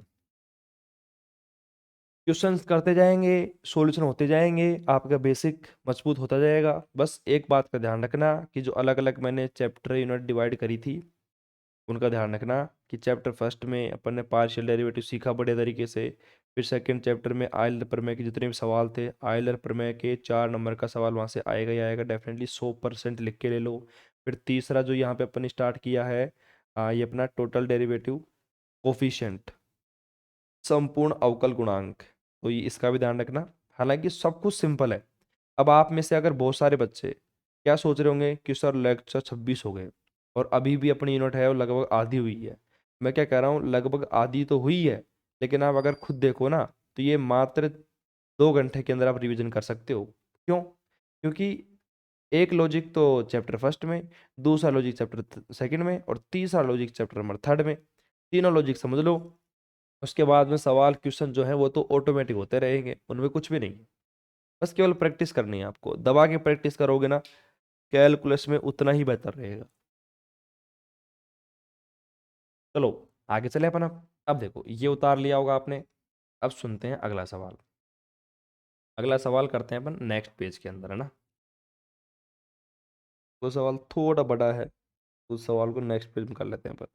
चलो, तो यहाँ पे अब सुनना ध्यान से। अब धीरे धीरे सवालों का जो बेसिक है वो बढ़ता जाएगा, तो आप थोड़ा कंफ्यूज मत होना, और कंफ्यूज वैसे होने देंगे नहीं अपन, ठीक है। सुनो भाई, एग्जाम्पल सुनो। जेड बराबर एक्स वाई स्क्वायर प्लस में वाई एक्स स्क्वायर, ठीक है। एक्स बराबर आपको दे रखा है 80 स्क्वायर, और वाई बराबर दे रखा है आपको यहाँ पे 2 है, 280। 280 दे रखा है आपको, है ना। और आपसे वही पूछा है कि जेड डी जेड अपॉन में डी टी आपसे पूछा है। आप तो देखो चुपचाप एक काम करा करो, आंसर कर दो यहाँ पे। जेड जो है वो डिपेंड कर रहा है किस किस के ऊपर, एक्स के ऊपर, वाई के ऊपर। मुझे बताओ एक्स किसके ऊपर डिपेंड कर रहा है, वही टी के ऊपर। वाई किसके ऊपर डिपेंड कर रहा है, वही आपका टी के ऊपर। तो सिंपल सी बात है, डी जेड अपॉन में डी टी बराबर क्या फॉर्मूला बनेगा। पहले मैं जेड का करूँगा यहाँ पे पार्शियल डेरिवेटिव एक्स के रेस्पेक्ट में, फिर उसके बाद में मल्टीप्लाई करूँगा मैं यहाँ पे टी का कर दूंगा, सॉरी एक्स का कर दूंगा, एक्स का टी के रेस्पेक्ट में। फिर मैं वाई करूँगा, फिर जेड का वाई के रेस्पेक्ट में, फिर यहाँ पे वाई का टी के रेस्पेक्ट। गलती मत करना भैया, और गलती यहाँ पे हो भी गई है, क्योंकि यहाँ पे ध्यान से देखो तो मैंने है ना इनको रख दिया पार्शियल फॉर्म में। तो पार्शियल फॉर्म में नहीं लिखना है, कैपिटल डी पे बना लेना भैया। थोड़ा सा तो क्या जुकाम का भी असर है, तो मेरे को भी याद नहीं रह रही बार बार, यहाँ पे कैपिटल डी लिखना है। तो डी जेड अपन में, और जब जब गलती कर रहा हूँ मैं तो आपको बता रहा हूँ पर्सनली कि यहाँ पे गलती करोगे करोगे करोगे, और मेरे बताने के बावजूद भी करोगे। इतना और क्या दूँ मैं आपसे, मैंने बता दिया ना आपको, फिर भी आप गलती पे गलती करोगे ही करोगे। अब वो देख लो आपकी इच्छा है, अगर आप गलती करते हो तो बढ़िया, नहीं तो नहीं करते हो, सिर्फ अच्छी बात। अब सुनो, मैंने यहाँ पे सिंपल निकाला डी जेड अपॉन में डी टी बराबर। अब डी जेड अपन में डी एक्स निकाला, जेड का एक्स के रेस्पेक्ट में किया। अब जेड का एक्स के रेस्पेक्ट करोगे आप, करो फटाफट से। एक्स का हो गया हमारे पास 1, तो कितना हो गया हमारे पास में वाई स्क्वायर, प्लस यहाँ पे क्या हमारे पास में एक्स स्क्वायर, तो कितना हो जाएगा 2x मल्टीप्लाई में वाई। ये हो गया हमारे पास डी जेड अपन में डी एक्स। फिर मैं यहाँ पे करता हूँ D T, sorry D X upon D T, मतलब एक्स का टी के रेस्पेक्ट में करोगे तो यहाँ पे कितना आ जाएगा, यहाँ पे आ जाएगा हमारे पास 2t x में ए, 2ta, ठीक है, सही है। उसके बाद में प्लस करोगे यहाँ पे जेड का वाई के रेस्पेक्ट में करोगे, तो यहाँ पे कितना आएगा देखो, वाई का 2yx प्लस में, और वाई का 1x स्क्वायर, मल्टीप्लाई में कितना है हमारे पास डी वाई अपॉन में डी टी। तो यहाँ पे देखो डी वाई अपॉन में डी टी है, तो वाई का टी के रेस्पेक्ट में, तो यहाँ पे आ जाएगा 2a, क्योंकि टी का 1 हो जाएगा। सही है, कोई दिक्कत नहीं है ना। अब सुनो, अब इसके बाद ना ये क्या बोल रहा है कि यहाँ पे जो ये x और y का जो मान है जो दे रखा है अपन को, वो इसमें पुट कर दो आप, मतलब डी जेड अपन डी टी में पुट कर दो आप, पुट कर दो। तो मैंने कहा भाई इसमें बड़ी बात क्या है, पुट भी कर दो, क्या फर्क पड़ता है देखो। अब जैसे यहाँ पे y का मान कितना है 280, आप यहाँ पे पुट करोगे तो कितना आएगा देखो, यहाँ पे आप यहाँ पे पुट कर दो y की जगह, कितना है 280, तो यहाँ पे आ जाएगा 4a स्क्वायर और टी स्क्वायर प्लस में, अब 2xy। अब यहाँ पे देखो x का मान ये रहा, y का मान ये रहा, ठीक है, और 2 आगे मल्टीप्लाई में भी है, तो यहाँ पे देखो 2 यहाँ पर भी है, 2 यहाँ पर भी है, तो 4 आ गया मेरे पास। x और y, x का मान है 80 स्क्वायर, यहाँ पे a, तो यहाँ पे देखो कितना आ जाएगा t⁻³ मल्टीप्लाई में a⁻²। सही है। फिर उसके बाद में ब्रैकेट बंद, फिर आप यहाँ पे बाहर लगाओगे ब्रैकेट 2ta, तो ये तो 2ta तो ऐसे कैसे रहेगा, क्योंकि यहाँ पे तो x कोई फंक्शन नहीं है। फिर प्लस लगा दो, फिर यहाँ पे 2yx, फिर वही बात। तो यहाँ पे अपन ने वही किया था, 2xy कर लो या फिर 2yx कर लो, बात तो बराबर ही है। तो वही आएगा हमारे पास में 4 a³ और a² प्लस में x²। एक्स का स्क्वायर करोगे तो वही हमारे पास a² और t⁴ और बाहर हमारे पास में 2a है। ठीक है। अब जब आप इसको मल्टीप्लाई कर लेते हो आपस में, तो मल्टीप्लाई कर लो भैया, मल्टीप्लाई कर लोगे तो क्या बन जाएगा, देखो 4 दूनी 8, 8 और a⁻3 प्लस 4 दूनी 8 a⁻4 a⁻3 प्लस 4 दूनी 8 और t⁻3 a⁻3 प्लस यहाँ पे भी कितना जाएगा हमारे पास, यहाँ पे आएगा हमारे पास 2 a⁻3 और डॉट में t⁻4। ये आपका आंसर है। कुछ जोड़ो कुछ घटाओ तो देख लेना, बाकी तुम्हारी इच्छा है। ठीक है। तो एक तरीका तो ये हो गया, मतलब जो अपन ने फॉर्मूले की सहायता से वैल्यू को निकाला है। ठीक है। अब एक काम क्या करो, देखो ये तो हमने यहाँ पे फॉर्मूले से वैल्यू निकाली, सिंपल है ना। लेकिन उसने क्या बोला, जैसे ये मान लो कि हमारे पास में क्या है, dz/dt है मेरे पास। ठीक है, सही है ना, कोई दिक्कत नहीं है। अब एक बात इसने क्या बोली है कि अब यहाँ पे मैं एक लाइन कह देता हूँ बढ़िया तरीके से, देखो ये लाइन कह, और ये मैं मानो कि ये आपका केस नंबर फर्स्ट है। केस नंबर फर्स्ट मतलब क्या, आंसर तो आपका आ चुका है, यही आएगा आंसर तो। लेकिन इसने क्या बोला कि भैया एक काम करो, आप यहाँ पे काम करो, और ये जो x और y की वैल्यूज़ हैं, अगर आप पहले यहाँ पे z में पुट कर दो, जैसे मैं यहाँ पे करके दिखाता हूँ, और यहाँ पे आप डाल लो केस नंबर सेकेंड। जैसे केस नंबर सेकेंड हमारे पास में है, आपने यहाँ पे जो वैल्यू है, जैसे z बराबर हमारे पास कितनी है x, तो x का मान कितना है हमारे पास, देखो a⁻t²। ठीक है, मल्टीप्लाई y की वैल्यू कितनी है हमारे पास में 2a⁻t, फिर प्लस कर दो y का मान कितना है हमारे पास में 2a⁻t, और x का मान कितना है हमारे पास में, वही हमारे पास देखो a² और t⁻4। जब आप इनको आपस में मल्टीप्लाई करते हो, तो मल्टीप्लाई करोगे तो क्या आएगा, देखो यहाँ पे, और एक्स वाई स्क्वायर है ना, तो यहाँ पे वाई का मान कितना है 2 8, तो यहाँ पे स्क्वायर कर दो आप, है ना, स्क्वायर कर दो। जब आप इसको सोल्व करोगे तो हमारे पास कितना आएगा, देखो 4 a⁻3 t⁻4 प्लस यहाँ पे करोगे तो कितना आएगा, देखो 2 a⁻3 और t⁻5। ये जेड का मान आ गया। अब इसने क्या कहा, इसने ये कहा कि तुम अब यहाँ पे जेड का derivative with respect to T, अब टी के रेस्पेक्ट में तो डेरिवेटिव कर दो, तो dz/dt मैंने किया, तो देखो आप साफ सी बात है, जब आप करोगे तो देखो 4 × 4 = 16 a⁻3 और t⁻3 आ गई मेरे पास। ठीक है, प्लस यहाँ पे करोगे तो कितना आएगा, 5 दूनी 10 और मल्टीप्लाई में हमारे पास a⁻3 और t⁻4। ऐसे ही बात है। तो आप यहाँ पे देख सकते हो, और अब देखो यहाँ पर हमारे पास में ये आ गया समीकरण नंबर, आप कुछ भी दे दो यहाँ पे समीकरण नंबर, इसको एक यहाँ पे नहीं दिया ना, पर समीकरण नंबर 1 अपन ने नाम, समीकरण नंबर 1 ये रहा, समीकरण नंबर 2 ये रहा। अब आप ध्यान से देखो, अब इधर भी अगर कोई वैल्यू जुड़ रही है तो जोड़ दो, तो यहाँ पे ध्यान से देखना, यहाँ पे कौन कौन सी वैल्यू जुड़ रही है, अब देखो ध्यान से, 8 और a³ t³, 8 a³ t³, ये कितना बना लिया हमारे पास, ये बना लिए 16 a³ t³। अगर मैं थोड़ा और ऊपर कर दूं आपको अच्छा दिख जाएगा, फिर प्लस करा आपने, और यहाँ पे t⁻4 a⁻3 t⁻4 a⁻3 कितना हो गया, 10 a⁻3 t⁻4।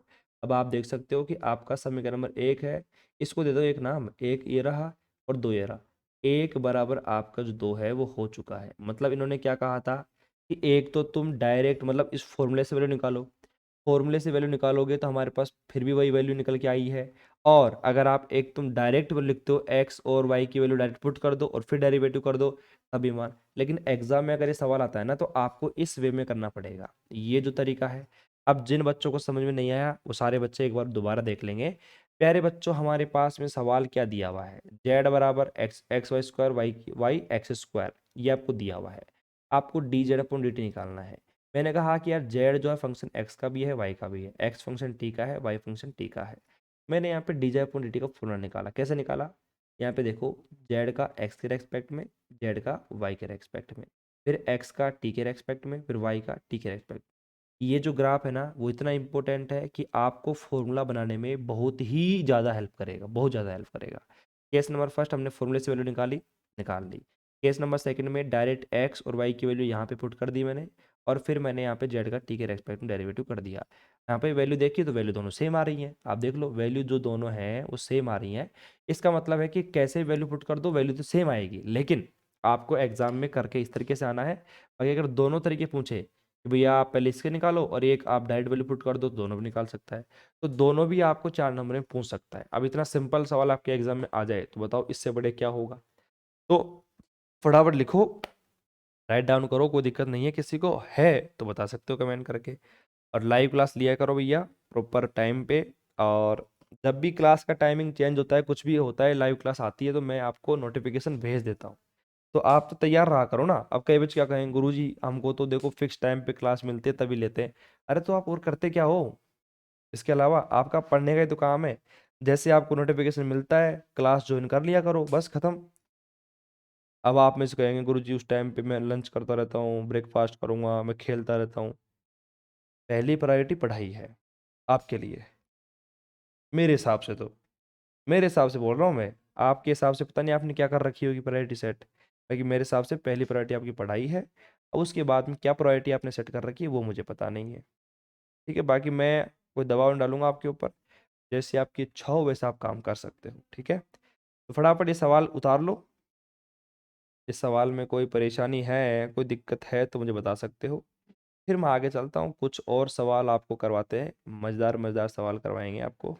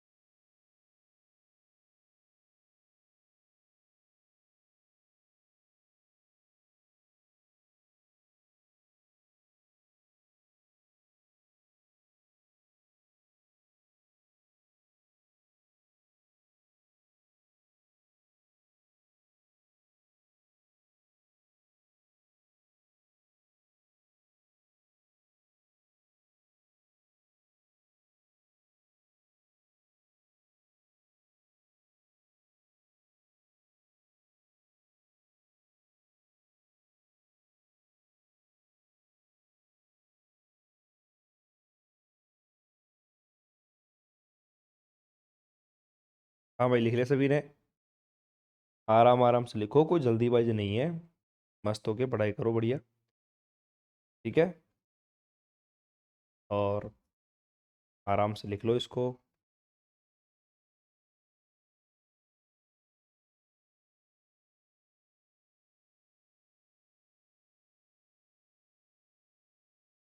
लाइव का तो बस बहाना है बच्चों का।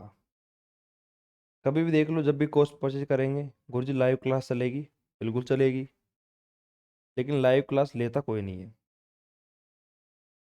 हालांकि उससे मुझे कोई परेशानी नहीं है, मैं तो क्लास को रिकॉर्ड करूं या लाइव क्लास लूँ, मेरे लिए तो बात बराबर ही होती है। लेकिन वही बात है ना, जब आप लाइव क्लास के लिए आपने बोल रखा है तो लो, फिर लाइव क्लास क्या दिक्कत है? समस्या नहीं होनी चाहिए फिर लाइव क्लास में आप बोल भी रहे हो। ठीक है, चलो भाई अपन आगे चलें, फिर अपन देखो अपन आगे चलते हैं अपन यहाँ पे ध्यान से देखो भाई, सुनना प्यारे बच्चों, बिल्कुल ध्यान से सुनो। ये मेरे पास में क्या है, एग्जाम्पल, आप देखो ध्यान से, और एग्जाम्पल ध्यान से देखोगे तो मज़ा आ जाएगा आपको। ये u इज इक्वल टू, ठीक है, u इज इक्वल टू आपको दे रखा है कि ये फंक्शन किसका है, आपका एक्स स्क्वायर प्लस में वाई स्क्वायर, और यहाँ पे ए स्क्वायर एक्स स्क्वायर प्लस में बी स्क्वायर वाई स्क्वायर बराबर में सी स्क्वायर। ठीक है, अब यहाँ पे कंफ्यूज है भैया, यहाँ पे सब कंफ्यूज कि क्या करना चाहिए, और मतलब इसको बोल रखा है कि इसको सोल्व करो, आप सिंपल हल करो इसको। अब सभी का माथा सटक गया यार कि यार क्या करें, मतलब आप खुद देख सकते हो कि यार यहाँ पे साफ साफ दिख रहा है कि जो u है वो डिपेंड कर रहा है किस किस के ऊपर, एक तो x के ऊपर, एक y के ऊपर। लेकिन यहाँ पे ये x और y का जो है ना पता नहीं चल रहा कि क्या कंडीशन है। मतलब आप देखो, x जो है ना वो डिपेंड कर रहा है, यहाँ पे कोई कांस्टेंट हमारे पास में है, कांस्टेंट मेरे पास में है। y भी हमारे पास जो c कांस्टेंट है उसके ऊपर डिपेंड कर रहा है। तो इस वाले केस को कैसे हैंडल करें, ये एक इम्पोर्टेंट केस है। कैसा है, एक इम्पोर्टेंट केस। ठीक है, तो अब हमने क्या किया, अब सुनना ध्यान से, एक काम किया मैंने छोटा सा, कि यहाँ से अगर मैं किसकी वैल्यू निकालूं, देखो बी स्क्वायर वाई स्क्वायर बराबर सी स्क्वायर माइनस का ए स्क्वायर डॉट में एक्स स्क्वायर, और वाई स्क्वायर की वैल्यू कितनी आ जाएगी हमारे पास में, सी स्क्वायर माइनस का ए स्क्वायर डॉट में एक्स स्क्वायर अपॉन में बी स्क्वायर। यहाँ पे वाई की वैल्यू निकालूं तो कितना आ जाएगा, अंडर रूट मेरे पास सी स्क्वायर माइनस का ए स्क्वायर डॉट में एक्स स्क्वायर अपॉन में बी स्क्वायर। अब मैंने क्या देखा कि यहाँ पर आप देख सकते हो कि जैसे मैंने y की वैल्यू निकाली, ठीक है, तो यहाँ पे y की या वाई स्क्वायर की वैल्यू देखो आप, ये y की वैल्यू जो है वो कहाँ डिपेंड कर रही है, x के ऊपर डिपेंड कर रही है। और जैसे मैंने ये y की वैल्यू अगर u में पुट कर दी, जैसे ही मैंने ये वैल्यू u बराबर एक्स स्क्वायर और वाई स्क्वायर की वैल्यू भी मैंने ये पुट कर दी हमारे पास ये वाली वैल्यू यहाँ पे, तो अब आप देख सकते हो कि जो हमारा u फंक्शन है ना वो केवल और केवल डिपेंड कर रहा है x के ऊपर। आप देख लो, मतलब मैं मना थोड़ी कर रहा हूँ आपको, आप खुद देखो, सोचो पहले मैं क्या कहने की कोशिश कर रहा हूँ, और फिर आप डिसीजन लो कि भाई यहाँ सर ये कहने की कोशिश कर रहे हैं और वास्तव में सही भी कह रहे हैं।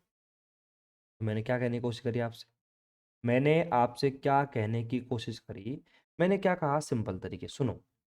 यहाँ पे तो साफ साफ दिख रहा है कि यार u जो है x के ऊपर डिपेंड है, y के ऊपर डिपेंड है। लेकिन जैसे ही मेरी नज़र यहाँ पे गई, मैंने देखा कि यार ये दोनों जो x और y हैं ये तो किसी कांस्टेंट के ऊपर डिपेंड कर रहे हैं, c के ऊपर। मैंने यहाँ से वाई स्क्वायर की वैल्यू निकाली। अब आप देख सकते हो y जो है कंप्लीटली डिपेंड है x के ऊपर, बाकी और कहीं पर डिपेंड नहीं है। मैंने y की वैल्यू को यहाँ पुट कर दिया, मतलब मैंने पुट नहीं किया लेकिन मैं मन ही मन में सोच रहा हूँ, ये बातें मैं इमेजिन कर रहा हूँ, सोच रहा हूँ। तो जैसे मैंने y को वैल्यू को यहाँ पे पुट कर दिया, तो सपोज करो अब x की वैल्यू यहाँ पर भी आ गई, और यहाँ पे पूरी वैल्यू किस में, x में है। तो ये आपका जो u है ना वो कंप्लीट डिपेंड किसके हो गया, किसके ऊपर हो गया, आपका x के ऊपर हो गया। तो याद करो फॉर्मूला नंबर 5, और याद मत करो, देख लो पीछे जाके। फॉर्मूला नंबर 5 जो था ना, मैंने कहा था कि मैंने t को रिप्लेस कर दिया x से, तो वहां पे एक फॉर्मूला लगा था, याद करो। वहां पे एक फॉर्मूला था du अपॉन में dx बराबर du अपॉन में dx, और मल्टीप्लाई में क्या था, 1 था, प्लस में du अपॉन में dy डॉट में यहाँ पे dy अपॉन में dx। बताओ कोई दिक्कत है? अब प्यारे बच्चों एक काम करो, छोटा सा काम करते हैं, कि ये जो हमारे पास में इक्वेशन आपको दे रखी है, ये वाली, इसको आप एक नाम दे सकते हो, इसको आप समीकरण नंबर 2 नाम दे सकते हो। मैंने क्या किया यहाँ पे, आंसर तो आपका देखो यहीं चालू हो गया है। बाकी आपको प्रॉपर देखो ये चीज़ आपको एग्जाम में नहीं लिखनी है। तो जो चीज़ एग्जाम में नहीं लिखनी है उसको नोट करके आप लिख सकते हो, ये वाली चीज़ हो गई, ये वाली चीज़ हो गई, एग्जाम में नहीं लिखनी है आपको, ठीक है। अब मैंने क्या करा, इक्वेशन जो टू मेरे पास में है उसका मैंने मतलब डेरिवेटिव किया विथ रेस्पेक्ट टू एक्स के रेस्पेक्ट में। क्यों किया है वो आपको पता चल जाएगा। देखो यहाँ पे हमारे पास में कितना है, मैंने एक्स के रेस्पेक्ट में डेरिवेटिव किया, देखो ए स्क्वायर एक्स स्क्वायर, तो यहाँ पे कितना आ जाएगा, देखो ए तो कांस्टेंट है तो ये आ जाएगा 2x a square, um right, plus में बी स्क्वायर तो कांस्टेंट है, और यहाँ पे वाई का कितना हो जाएगा 2y और डॉट में डी वाई अपॉन में डी एक्स, और इज इक्वल टू यहाँ पे सी का जीरो। अब मुझे क्या निकालना है, मुझे निकालना है यहाँ पे वैल्यू डी वाई अपॉन में डी एक्स की। अब जैसे D Y upon D X की वैल्यू मुझे निकालनी है, तो D Y upon D X की वैल्यू कितनी आ जाएगी, देखो इधर भेजो, माइनस का हमारे पास में 2x a स्क्वायर और अपॉन में कितना आ जाएगा 2b स्क्वायर वाई, दो से दो कैंसिल, माइनस का x a स्क्वायर अपॉन में b स्क्वायर वाई। तो प्यारे बच्चों कुल मिला की बात क्या है कि जो फॉर्मूला आपने निकाला अभी, general formula capital D U upon में डी एक्स, जहाँ पर वैल्यू वन बनेगी, क्यों बनेगी, क्योंकि हमारे पास जो वेरिएबल है वो कैसा आ गया, सिंगल वेरिएबल आ गया है, ठीक है। मतलब यू टोटली डिपेंड किसके ऊपर कर गया, एक्स के ऊपर कर गया। तो अब देखो ये फॉर्मूला यूज कर लिया मैंने, तो यहाँ पे आप लिखने की कोशिश करोगे बढ़िया तरीके से, तो देखो कैपिटल डी यू अपॉन में डी एक्स बराबर, अब यू का आप एक्स के रेस्पेक्ट में डेरिवेटिव करो, तो देखो हमारे पास क्या, F of X square Y square, देखो एफ ऑफ मतलब हमारे पास में F X square Y square, तो ऐसे कैसे रहना था, देखो ये हमारे पास में F of X square plus में वाई स्क्वायर, तो ऐसे कैसे, और आपको पता है मैं पार्शियल डेरिवेटिव कर रहा हूँ किसका, एक्स का यू के रेस्पेक्ट में, ठीक है, नहीं यू का एक्स के रेस्पेक्ट में कर रहा हूँ। तो यहाँ पे देखो वाई से तो कोई मतलब नहीं है, मुझे केवल मतलब है एक्स से, तो इसका डेरिवेटिव कितना हो जाएगा हमारे पास 2x, तो 2x मल्टीप्लाई में एफ ऑफ हमारे पास जो भी है X square plus Y square, plus same कहानी यहाँ पे यू का मैं वाई के रेस्पेक्ट में कर रहा हूँ, तो देखो वाई स्क्वायर कितना हो जाएगा 2y, और हमारे पास जो फंक्शन है ये X square plus Y square, ऐसे के ऐसे, क्योंकि इसमें वाई प्रेजेंट है ना इसलिए इसको हमने जीरो नहीं किया है, वो आप समझ रहे हो। अगर आपने पहली यूनिट के बार बार नाम आता है यार, चैप्टर नंबर फर्स्ट की बात कर रहा हूँ मैं, चैप्टर नंबर फर्स्ट आपने सही तरीके से सीखा है, चैप्टर नंबर सेकंड में कोई काम नहीं है इसका, लेकिन चैप्टर नंबर फर्स्ट में आपने पार्शियल के बारे में सीख लिया कि क्या होता है क्या नहीं होता। फिर मल्टीप्लाई में आपको पता है यहाँ पे क्या है, कैपिटल डी वाई अपॉन में डी एक्स, और capital D Y upon D X की वैल्यू मैंने पहले यहाँ पे चुपचाप निकाल के रख रखी है, कितना आएगा माइनस का एक्स ए स्क्वायर अपॉन में बी स्क्वायर वाई, और ये आपका आंसर आपके सामने है, बताओ। अब ये देखो सवाल जो है ना, मतलब मैं क्या कह रहा हूँ, सवाल जो हैं वो इतने सिंपल हैं, लेकिन आप अगर डिफिकल्ट बनाते हो या फिर, वही बात है ना, थोड़ा वही है, मज़ा नहीं आएगा ऐसे। मतलब बढ़िया तरीके से एंजॉय करो, एक एक चीज़ को देखो यहाँ पे लिखो बढ़िया तरीके से, बढ़िया पढ़ो इनको, कोई समस्या नहीं है 1% भी, कोई दिक्कत ही भी नहीं है। तो बाकी मस्त रहो, पढ़ते रहो, एंजॉय करते रहो, सही बोल रहा हूँ ना मैं, कोई दिक्कत थोड़ी है, ठीक है। मस्त रहो भैया, एंजॉय करते रहो और पढ़ाई करते रहो। अगर किसी को समझ में नहीं आया तो एक बार वापस बताऊं, किसी को समझ में नहीं आया है तो वापस बताऊं, हालांकि मुझे पता है किसी को समझ में नहीं आया है, ठीक है, आ गया होगा यार, मजाक की बात है। सुनो, ऐसे नाराज मत हुआ करो बस। प्यारे बच्चों मेरे पास में क्या था, u बराबर F X square Y square, आप धोखे में आ गए कि u जो डिपेंड कर रहा है एक्स और वाई के ऊपर, दोनों कांस्टेंट है, ठीक है। अब एक्स और वाई दोनों कांस्टेंट हैं, तो यहाँ पे मैंने देखा कि यार ये दोनों तो कांस्टेंट है, फिर मैंने देखा कि यार यहाँ पे है ना, मैंने कुछ बात करी, वाई स्क्वायर का मैंने वैल्यू निकाली एक्स की फॉर्म में, मैंने पुट करी, मैंने देखा कि यार यू जो है ना वो कंप्लीटली एक्स के ऊपर डिपेंड है, वाई का कोई काम ही नहीं है। उसके लिए पर्सनली फॉर्मूला नंबर 5 मैंने लिखवाया था कि डी ओपन में D open D X multiply में 1 डी ओपन डी वाई, तो सबकी वैल्यू हमने निकाल ली है, पर्सनली लिख दिया, आंसर आ गया, काम खत्म। जैसी आपकी इच्छा हो ना, जैसा आप करना चाहो वैसे कर सकते हो, लेकिन वही बात है, थोड़ा बहुत फॉर्मूला जो मैंने लिखवाए हैं अगर उनका यूज कर लो आप, तो मैं सब सही रहेगा बस, और बाकी तो कोई दिक्कत नहीं है, 1% भी नहीं है। तो बताओ,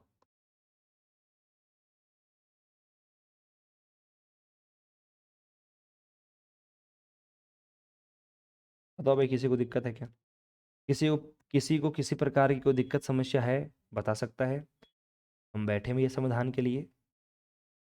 बताओ भी किसी को दिक्कत है तो। हाँ भाई। तो अब यहाँ पे आगे चलते हैं, इसको लिख लो फटाफट, लिखो आराम से, नोट डाउन करो, फिर मैं आगे चलता हूँ और एक आध सवाल जो है और करवाता हूँ मैं बढ़िया तरीके से। मतलब आप सोचो कि जो बेसिक कॉन्सेप्ट है ना, और कभी मत सोचना कि लंबी क्लास जब लगती है ना तो बोरिंग रहेगी, क्योंकि साइकोलॉजी रहती है बच्चे के मन में। आप कभी भी सोचा करो, जब भी आप मूवी देखने जाते हो तो आपको पता है मूवी जो रहेगी ना हमेशा 2 से लेकर 3 घंटे के बीच में रहती है। तो आपको पता है कि 2 से 3 घंटे के बीच में रहेगी, तो आपको बोरिंगनेस तो लगेगी नहीं उसके अंदर, मजा मजा आता रहता है आपको। और कई को तो ऐसा लगता है कि यार 3 घंटे की मूवी है क्या यार, ज़्यादा होनी चाहिए थी। तो वही बात है, क्लास का टाइमिंग आपने फिक्स कर रखा है अपने दिमाग में, कि सोच रखा है कि यार 1 घंटे क्लास होगी बस, 1 घंटे से जैसे ऊपर होगी, अरे यार मतलब क्लास को ली नहीं है उससे पहले ही, अरे यार 1 घंटे से ऊपर क्लास, 1.5 घंटे कैसे लेंगे, बहुत बहुत लंबा टाइम है। लेकिन मैं कह रहा हूँ वही बात है यार, इंटरेस्ट इंटरेस्ट की बात है। जिस बच्चे को लगता है कि पढ़ाई में मज़ा आता है, और पढ़ाई में मज़ा मेरे हिसाब से बिल्कुल नहीं आता, और लॉकडाउन से पहले अगर बच्चों को आता भी होगा तो जैसे लॉकडाउन लगा है उसके बाद से, तो जैसे ही मोबाइल फ़ोनों में थोड़ी वृद्धि हुई है, ऑनलाइन एजुकेशन पे शिफ्ट हुए हैं बच्चे, पढ़ाई की रुचि हट गई बच्चों के। हालांकि रुचि बढ़ी भी है तो घट भी गई है, रुचि कम हो गई है। मतलब क्या सोचते हैं बच्चे कि फटाफट पढ़ाई को करके साइड में रख दो, जितना जल्दी हो सकता है। अरे भैया जितना जल्दी तुम कर रहे हो ना, ये गलत कर रहे हो, क्योंकि जल्दी आपको जहाँ पे करनी चाहिए वहां पे नहीं कर रहे। जैसे मोबाइल फोन चला रहे हो चला रहे हो चला रहे हो। अभी अभी देखो कहानी क्या हो रही है एग्जैक्टली बताऊं बच्चों के साथ में। सपोज करो उसको खोलना है बीएससी प्रो क्लासेस का एप्लीकेशन, ठीक है। अब वो बीएससी प्रो क्लासेस का एप्लीकेशन के सामने ही है, यहाँ पे रखा हुआ है, लेकिन वो स्क्रॉल कर रहा है इधर उधर इधर उधर। फिर बीच में यूट्यूब दिख गया, यूट्यूब खोल लिया, शॉर्ट्स चला लिए, 10 मिनट तक शॉर्ट्स देख भी लिए। फिर बाद में पता चला अरे यार मैं तो एप्लीकेशन खोल रहा था, फिर एप्लीकेशन वापस देखा। ये कहानी हो रही है बच्चों के साथ में। और यूट्यूब पे भी जैसे मान लो कि अब मेरी क्लास देखनी है आपको बीएससी प्रो क्लासेस पे, तो अब आप चैनल मेरा सर्च कर रहे हो, सब्सक्राइब कर रखा है आपने, ठीक है, लेकिन फिर भी आप सर्च करोगे, उससे पहले कुछ और दिख जाएगा और दिख जाएगा, वो चलाने लगे, पता चला 15 मिनट तक तो आपने मेरा चैनल मतलब देखा भी नहीं। फिर बाद में अरे अच्छा यार वो क्लास लेनी थी, अच्छा वहाँ देखना है, हाँ फिर वही बात। तो ये बात है, इसलिए थोड़ा सा एजुकेशन को भी प्रॉपर ध्यान दो भैया। और पहले ही अपना जो गोल है टारगेट दिन का लिख लिया करो कि अपन को क्या करना है क्या नहीं करना है, तो उस हिसाब से आप काम करो। हाँ भाई ये कर लिया, चलो अब ये करते हैं, फिर ये करते हैं। जितना साफ सुथरा आप अपने दिमाग को रखोगे, क्लियर विजन कहते हैं ना, क्लियर विजन, एक एक दृश्य जो है, एक एक टारगेट जो है, अगर आपको एकदम क्लियर है और अपने दिमाग में सेट कर रखा है। सपोज करो आपके आसपास का जो रूम है वो बिखराव पड़ा है, ऐसे कचरा इधर उधर पड़ा है, आपके नीचे कचरा पड़ा है, टेबल साफ नहीं है, तो आपका दिमाग है ना, मतलब सोचे अरे यार कचरा पड़ा हुआ है, पढ़ाई कैसे करेंगे, मूड ही नहीं है, पढ़ाई करने का माहौल नहीं है। वही हाल आपके दिमाग के साथ होता है। अगर दिमाग में भी आप कचरा फैलाए रखोगे ना, इधर उधर का कचरा, YouTube shorts, Instagram, Facebook, Telegram, सब कुछ है आपके दिमाग में, दिमाग में क्लियर ही नहीं है क्या करना है, तो फिर आप देखना आप भटक जाओगे, जो चाहते हो वो भी नहीं कर पाओगे। इसलिए दिमाग को पहले क्लियर विजन दो। आज मुझे ये लेक्चर लेना है, आज मुझे ये वाली इंग्लिश सीखनी है, आज मुझे हिंदी का लेक्चर लेना है, आज मुझे जीके का लेक्चर लेना है, चारों पांचों को लिख लो। अब आप जैसे ये कंप्लीट करोगे दूसरा आपको याद आ जाएगा ऑटोमेटिक, फिर तीसरा चौथा, जैसे 4 कंप्लीट करोगे फिर आप फ्री हो आराम से, फिर आराम से मोबाइल चलाओ, खेलो कूदो, कुछ भी करो, किसी से बात करो, मस्त रहो, किसी से मिलने जाओ, कोई डाउट नहीं है, कोई दिक्कत नहीं है। लेकिन वो है, ठीक है। अब क्या है, जो रिकॉर्डेड लेक्चर लेते हैं ना वो तो इस ज्ञान को मिस कर देते हैं। जो सबसे इंपॉर्टेंट कहता है ना निचोड़, जो ज्ञान का निचोड़ जो है वो मैं दे रहा हूँ आपको बीच बीच में। लेकिन बच्चे क्या है, उनको जल्दी है, अरे यार फटाफट खत्म करके फ्री करें ना यार, ये तो तपा रहे हैं सर, बार बार बीच बीच में लेक्चर देते रहते हैं। लाइव क्लास का अलग ही मजा है भैया, लाइव क्लास लिया करो। आपका ये मान लो कि जो माइंड सेट है ना वो कम्प्लीटली चेंज हो जाएगा, अगर आप लाइव क्लास लेते हो रेगुलर तो। लेकिन वही बात है ना, कौन ले गुरुजी लाइव क्लास, नींद आती है हमें तो। जैसी आपकी इच्छा भैया। आगे चलूँ मैं, चलो आगे चलते हैं अपन और प्रॉपर तरीके से काम करते हैं भैया। एक क्वेश्चन मैं आपको लिखवाता हूँ, देखो सुनो। क्वेश्चन क्या है, क्वेश्चन है भैया कि Z is equal to F of X comma Y. X बराबर आपको दिया हुआ है ई की पावर यू प्लस में ई की पावर माइनस का वी। वाई बराबर दिया हुआ है ई की पावर माइनस का यू और माइनस का ई की पावर वी। कुल मिला के बात क्या है? कुल मिला के बात अगर मैं आंसर यहाँ पे लिखना चाहूँ तो मैं कह सकता हूँ कि सिंपल सी बात है यार, जो जेड है ना, जेड वो तो डिपेंड कर रहा है आपका मतलब एक्स के ऊपर और वाई के ऊपर। लेकिन जो आपका एक्स है वो डिपेंड कहाँ पे कर रहा है? यू के ऊपर भी कर रहा है और वी के ऊपर भी कर रहा है। जो हमारे पास में वाई है वो भी डिपेंड कहाँ कर रहा है भैया? यू के ऊपर कर रहा है, वो भी वी के ऊपर कर रहा है। ठीक है। तो यहाँ पे आपको ना डी जेड का जो मान है वो दोनों तरीके से निकालना पड़ेगा। मतलब आपका जो जेड है, सिंपल सी बात है, इस तरीके से देखो कितना सिंपल हो गया। अब जेड जो है ना, जेड, ये जेड आपका डिपेंड भी कर गया किसके ऊपर? यू के ऊपर भी कर गया और वी के ऊपर भी कर गया। अब आप देख सकते हो आराम से, कोई दिक्कत नहीं है। और आपसे पूछा क्या गया बताऊं? आपसे पूछा गया है, आपसे प्रूफ करवा रहा है ये, आपसे प्रूफ करवा रहा है कि डी जेड अपॉन में डी यू माइनस का डी जेड अपॉन में डी वी बराबर एक्स डॉट में डी जेड अपॉन में डी एक्स माइनस का वाई डॉट में डी जेड अपॉन में डी वाई। अब बहुत सारे बच्चे क्या कहेंगे कि गुरुजी ये काम तो हमने चैप्टर फर्स्ट में कर लिया था, इतने सारे सवाल करे थे, अब बताओ क्या करना है इसमें। ये जो जेड है आपका, ये जेड है, इस जेड का पहले आपको यू के रेस्पेक्ट में करना है, फिर माइनस करना है आपको, और फिर आपको यहाँ पे जेड का वी के रेस्पेक्ट में करना है। दोनों को जेड और वी उसके रेस्पेक्ट में कर दो, आपका काम खत्म। आपका काम खत्म, आपका आंसर आपके सामने होगा। करते हैं आंसर, देखो प्रॉपर वे में करेंगे। देखो पहला काम हमारा क्या है, पहले फॉर्मूला लिखेंगे। तो जैसे मैंने लिखा कि डी जेड अपॉन में डी यू, अब साफ सी बात है कि जो जेड है वो यू और वी के ऊपर डिपेंड है। तो सिंपल सी बात है, मैं यहाँ पर स्मॉल डी का ही यूज करूंगा, कैपिटल डी तो मैं काम में नहीं ले सकता हूँ। तो मैंने स्मॉल डी जेड अपॉन में डी यू काम में लिया, इज इक्वल टू, यहाँ पे देखना, डी जेड अपॉन में डी एक्स। ठीक है, मतलब डी जेड अपॉन में डी एक्स। तो यहाँ पे देखो जेड जो हमारे पास में है पहले एक्स के ऊपर डिपेंड कर रहा था, फिर लगा दो बीच में प्लस। आपका डी जेड किसके ऊपर डिपेंड कर रहा है? डी वाई के ऊपर। फिर मल्टीप्लाई करो, एक्स हमारे पास एक बार, अभी मैं काम किस लिए कर रहा हूँ? यू के लिए, तो मैं यहाँ पे डी एक्स अपॉन लिखूंगा डी यू, और डी वाई अपॉन में डी यू। ध्यान रखना जब भी आप स्मॉल डी यूज करोगे ना, तो वहाँ पे भी सारे टर्म किस में आएंगे? स्मॉल में ही आएंगे। लेकिन जहाँ पे कैपिटल डी आता है, देखो बार बार मैं बताता क्यों हूँ, ताकि आपके दिमाग की जो सोचने की क्षमता है वो बढ़े, और आप सोचो, उस फॉर्मूले के ऊपर जोर डालो, ताकि वो फॉर्मूला आपको याद हो जाए। ठीक है। तो यहाँ पे हमारे पास में डी जेड अपॉन में डी यू, तो ये सिंपल फॉर्मूला आपको पता चल गया। अब सिंपल सी बात है, मान भी निकाल लो, डी जेड अपॉन में D U is equal to, देखो डी जेड अपॉन में डी एक्स मेरे पास ऐसे कैसे, ठीक है, इसको मैंने ऐसे क्या छोड़ दिया।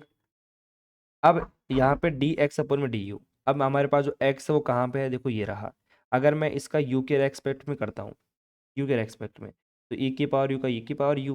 बाकी हमारे पास में जो इधर ई की पावर माइनस का वी है उसका तो जीरो हो गया। क्यों? क्योंकि मैं डेरिवेटिव कर रहा हूँ अभी यू के रेस्पेक्ट में, तो वी को तो मैं जानता ही नहीं हूँ, वी कौन है, जानता ही नहीं हूँ। ब्रैकेट बंद कर दिया, प्लस में डी जेड अपॉन में मेरे पास डी वाई, तो ऐसे कैसे, और यहाँ पे डॉट में डी वाई अपॉन में डी यू।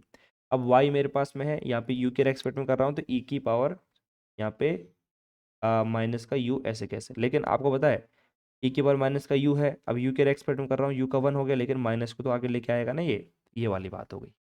ठीक है, ये क्या हो गया? डी जेड अपॉन में डी यू मैंने निकाल लिया। अब उसके बाद अपन क्या करते हैं? डी जेड अपॉन में डी वी निकालते हैं। तो यहाँ पे मैं लाइन खींचता हूँ बढ़िया तरीके से। ठीक है, और इधर मैं चुपचाप से डी जेड अपॉन में डी वी निकाल लेता हूँ, क्योंकि आपको पता है जेड है यू के ऊपर भी डिपेंड कर रहा है, निकाल लिया, वी के ऊपर डिपेंड करेगा, निकाल लेते हैं। तो वही बात, डी जेड अपॉन में वही डी एक्स आपका, मल्टीप्लाई में वही आपका डी एक्स अपॉन में डी वी, फिर प्लस करेंगे डी जेड अपॉन में वही आपका डी वाई, और यहाँ पे डी वाई अपॉन में डी वी। अब सुनो, डी जेड अपॉन में डी एक्स मल्टीप्लाई एक्स का वी के रेस्पेक्ट में करो आप, तो हमारे पास ये रहा एक्स। अगर आप इसका वी के रेस्पेक्ट में करोगे तो देखो यू का तो जीरो हो गया, और यहाँ पे आ जाएगा माइनस का ई और माइनस का वी। फिर आप प्लस करोगे डी जेड अपॉन में डी वाई, तो मेरे पास ऐसे कैसे है, और ये मेरे पास माइनस का, और यहाँ पे डी वाई अपॉन में डी वी है, तो यहाँ पे वाई है और वी है मेरे पास, तो देखो यहाँ पे क्या आ जाएगा? प्लस का आपका ई की पावर वी ही आएगा, तो माइनस का आएगा। माइनस का मेरे पास आएगा, कि आप देख लो यहाँ पे अपन ने इसके रेस्पेक्ट में डेरिवेटिव करेंगे तो साफ सी बात है, वाई मेरे पास में है डी वाई अपन में डी वी, यू का तो जीरो हो ही गया, माइनस हमारे पास था ई की पावर भी, तो माइनस ई की पावर भी हमारे पास ऐसे कैसे आ गया, ठीक है। अब करना क्या है, अब डी जेड अपन में डी यू आपके पास में आ गया, डी जेड अपन में डी वी आपके पास में आ गया, दोनों को माइनस करना है। जैसे ही आप दोनों के माइनस करने जाओगे, कहाँ पे करते हैं, इधर कर देते हैं। तो डी जेड अपॉन में डी यू माइनस का डी जेड अपॉन में डी वी, इधर देखो मेरे पास में क्या क्या वैल्यू है, डी जेड अपॉन में डी एक्स, तो डी जेड अपॉन में डी एक्स मेरे पास ये रहा, तो दोनों कॉमन ले लेते हैं, तो यहाँ पे देखो ई की पावर हमारे पास में यू, और ये हमारे पास में बीच में माइनस आएगा तो ये प्लस आ जाएगा, ई की पावर माइनस का वी, और डी जेड अपॉन में डी एक्स, सही है। उसके बाद में यहाँ पे आप क्या करोगे, उसके बाद इधर वैल्यू है हमारे पास में डी जेड अपन में डी वाई, डी जेड अपन में डी वाई कॉमन ले लो आप, तो यहाँ पे जैसे आपने कॉमन लिया तो माइनस आगे हमारे पास में आएगा यहाँ पे, और यहाँ पे कितना आ जाएगा देखो, ई की पावर माइनस का यू और माइनस ई की पावर माइनस का सॉरी प्लस का भी आएगा, और डी जेड अपॉन में डी वाई मेरे पास। अब आप खुद देखो कि ये जो वैल्यू आपके पास आ रही है, ये वैल्यू किसकी है, ये वैल्यू एक्स की है, और ये जो वैल्यू आपकी आ रही है ये वैल्यू किसकी है, वाई की वैल्यू है। और आप आंसर में देख लो, डी जेड अपन में डी एक्स मल्टीप्लाई में एक्स चाहिए आपको, और डी जेड अपन में डी वाई मल्टीप्लाई में क्या चाहिए आपको, माइनस का वाई, तो आपको दिख रहा है साहब, ठीक है। तो ये आपका आंसर आ गया, आप आराम से निकाल सकते हो, कोई दिक्कत नहीं है। आगे लिख लेना भैया, यहाँ पे एक्स लिख लेना, यहाँ पे वाई लिख लेना, ठीक है। जो आपको चाहिए वो आपके सामने है। करना क्या था, बस दिमाग का यूज करना था, और केवल इतना था कि यहाँ पे कन्फ्यूजन नहीं होना कि भैया हमारे पास जेड है एक्स और वाई के ऊपर डिपेंड है, आपका जो एक्स है वो यू और वी के ऊपर डिपेंड है, वाई भी यू और वी के ऊपर डिपेंड है, तो जेड भी यू और वी के ऊपर डिपेंड हो जाएगा। तो जेड का यू के रेस्पेक्ट में किया, जेड का वी के रेस्पेक्ट में किया, ठीक है। और एक पहली बात याद रखना, इन फॉर्मूलों को आपको याद ही करना पड़ेगा, ऐसा नहीं है कि इनका कोई डायरेक्ट इलाज सॉल्यूशन है, तो मैं आपको ट्रिक बता दूंगा तो ट्रिक से कर लोगे वो कर लोगे, ऐसा कुछ भी नहीं है, ऐसा कुछ भी नहीं है। ऐसा मत समझना भैया कि आप समझो कि कोई ट्रिक आपको मिल जाए, पॉसिबल नहीं है,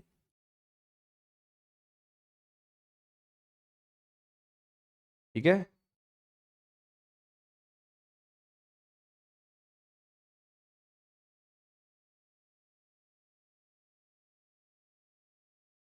तो एक काम करेंगे भैया, इतना काफ़ी है आज के लिए मेरे हिसाब से, और आज के दिन ही लेक्चर एक और मिल जाएगा आपको, है ना। कोशिश करूंगा, मेरी तबीयत अगर सही रही, बढ़िया शानदार रहती है, वैसे तो है नहीं, लेकिन मैं आपको बोल रहा था ना वो बात आप करना यार, मेरे पास कॉल वॉल करके पूछ लिया करो मेरे हाल चाल कैसे चल रहे हैं यार, तो इसलिए मेरे को भी अच्छा लगेगा, और मेरे को भी कॉन्फिडेंस आएगा। नहीं तो यार मैं क्या, थोड़ा सा मैं भी खुद देखो यार, मैं भी एक इंसान ही हूँ, और जब मैं खुद डिप्रेशन में चल जाता हूँ ना, तो फिर क्लास व्लास लेने का मन नहीं करता बिल्कुल भी। डिप्रेशन करने का मतलब ये है कि यार प्रेशर तो मेरे ऊपर है ही, काफ़ी बैच मैंने चला रखे हैं, जैसे छुट्टी होती है तो मेरे ऊपर डिप्रेशन आ जाता है कि यार बच्चों की मैंने छुट्टी कर दी है, बच्चे नाराज़ होंगे। तो बच्चे नाराज़ नहीं हो, और बच्चों को ऐसा लगे कि यार बच्चे मतलब सर हमारे साथ हैं, तो वो कब लगेगा, वो तभी लगेगा जब आप मेरे पास कॉल करोगे कि सर कैसे हो, क्या हाल चाल है, क्या नहीं है, थोड़ा पूछा करो। तो आप और मेरी जो कनेक्टिविटी है वो सही रहनी चाहिए, तालमेल बैठेगा। कभी भी कोई तबीयत खराब हुई छुट्टी होगी, लेकिन अब मुझे पता है यार बच्चे मेरे साथ हैं, और बच्चों को पता है भाई सर तभी छुट्टी कर सकते हैं जब बीमार बीमार हों कुछ भी हों, नहीं तो वैसे छुट्टी करने वाले हैं नहीं वो। तो इसीलिए मेरे को भी लगेगा हाँ यार चलो बच्चों को पता है कंडीशन क्या चल रही है, तो छुट्टी भी कर ली तो कोई दिक्कत नहीं है। तो वो वाली बात है, जो भी काम करें बता के करें आप, जैसे क्या है कि आपको दिक्कत ना हो, ठीक है। चलो भाई।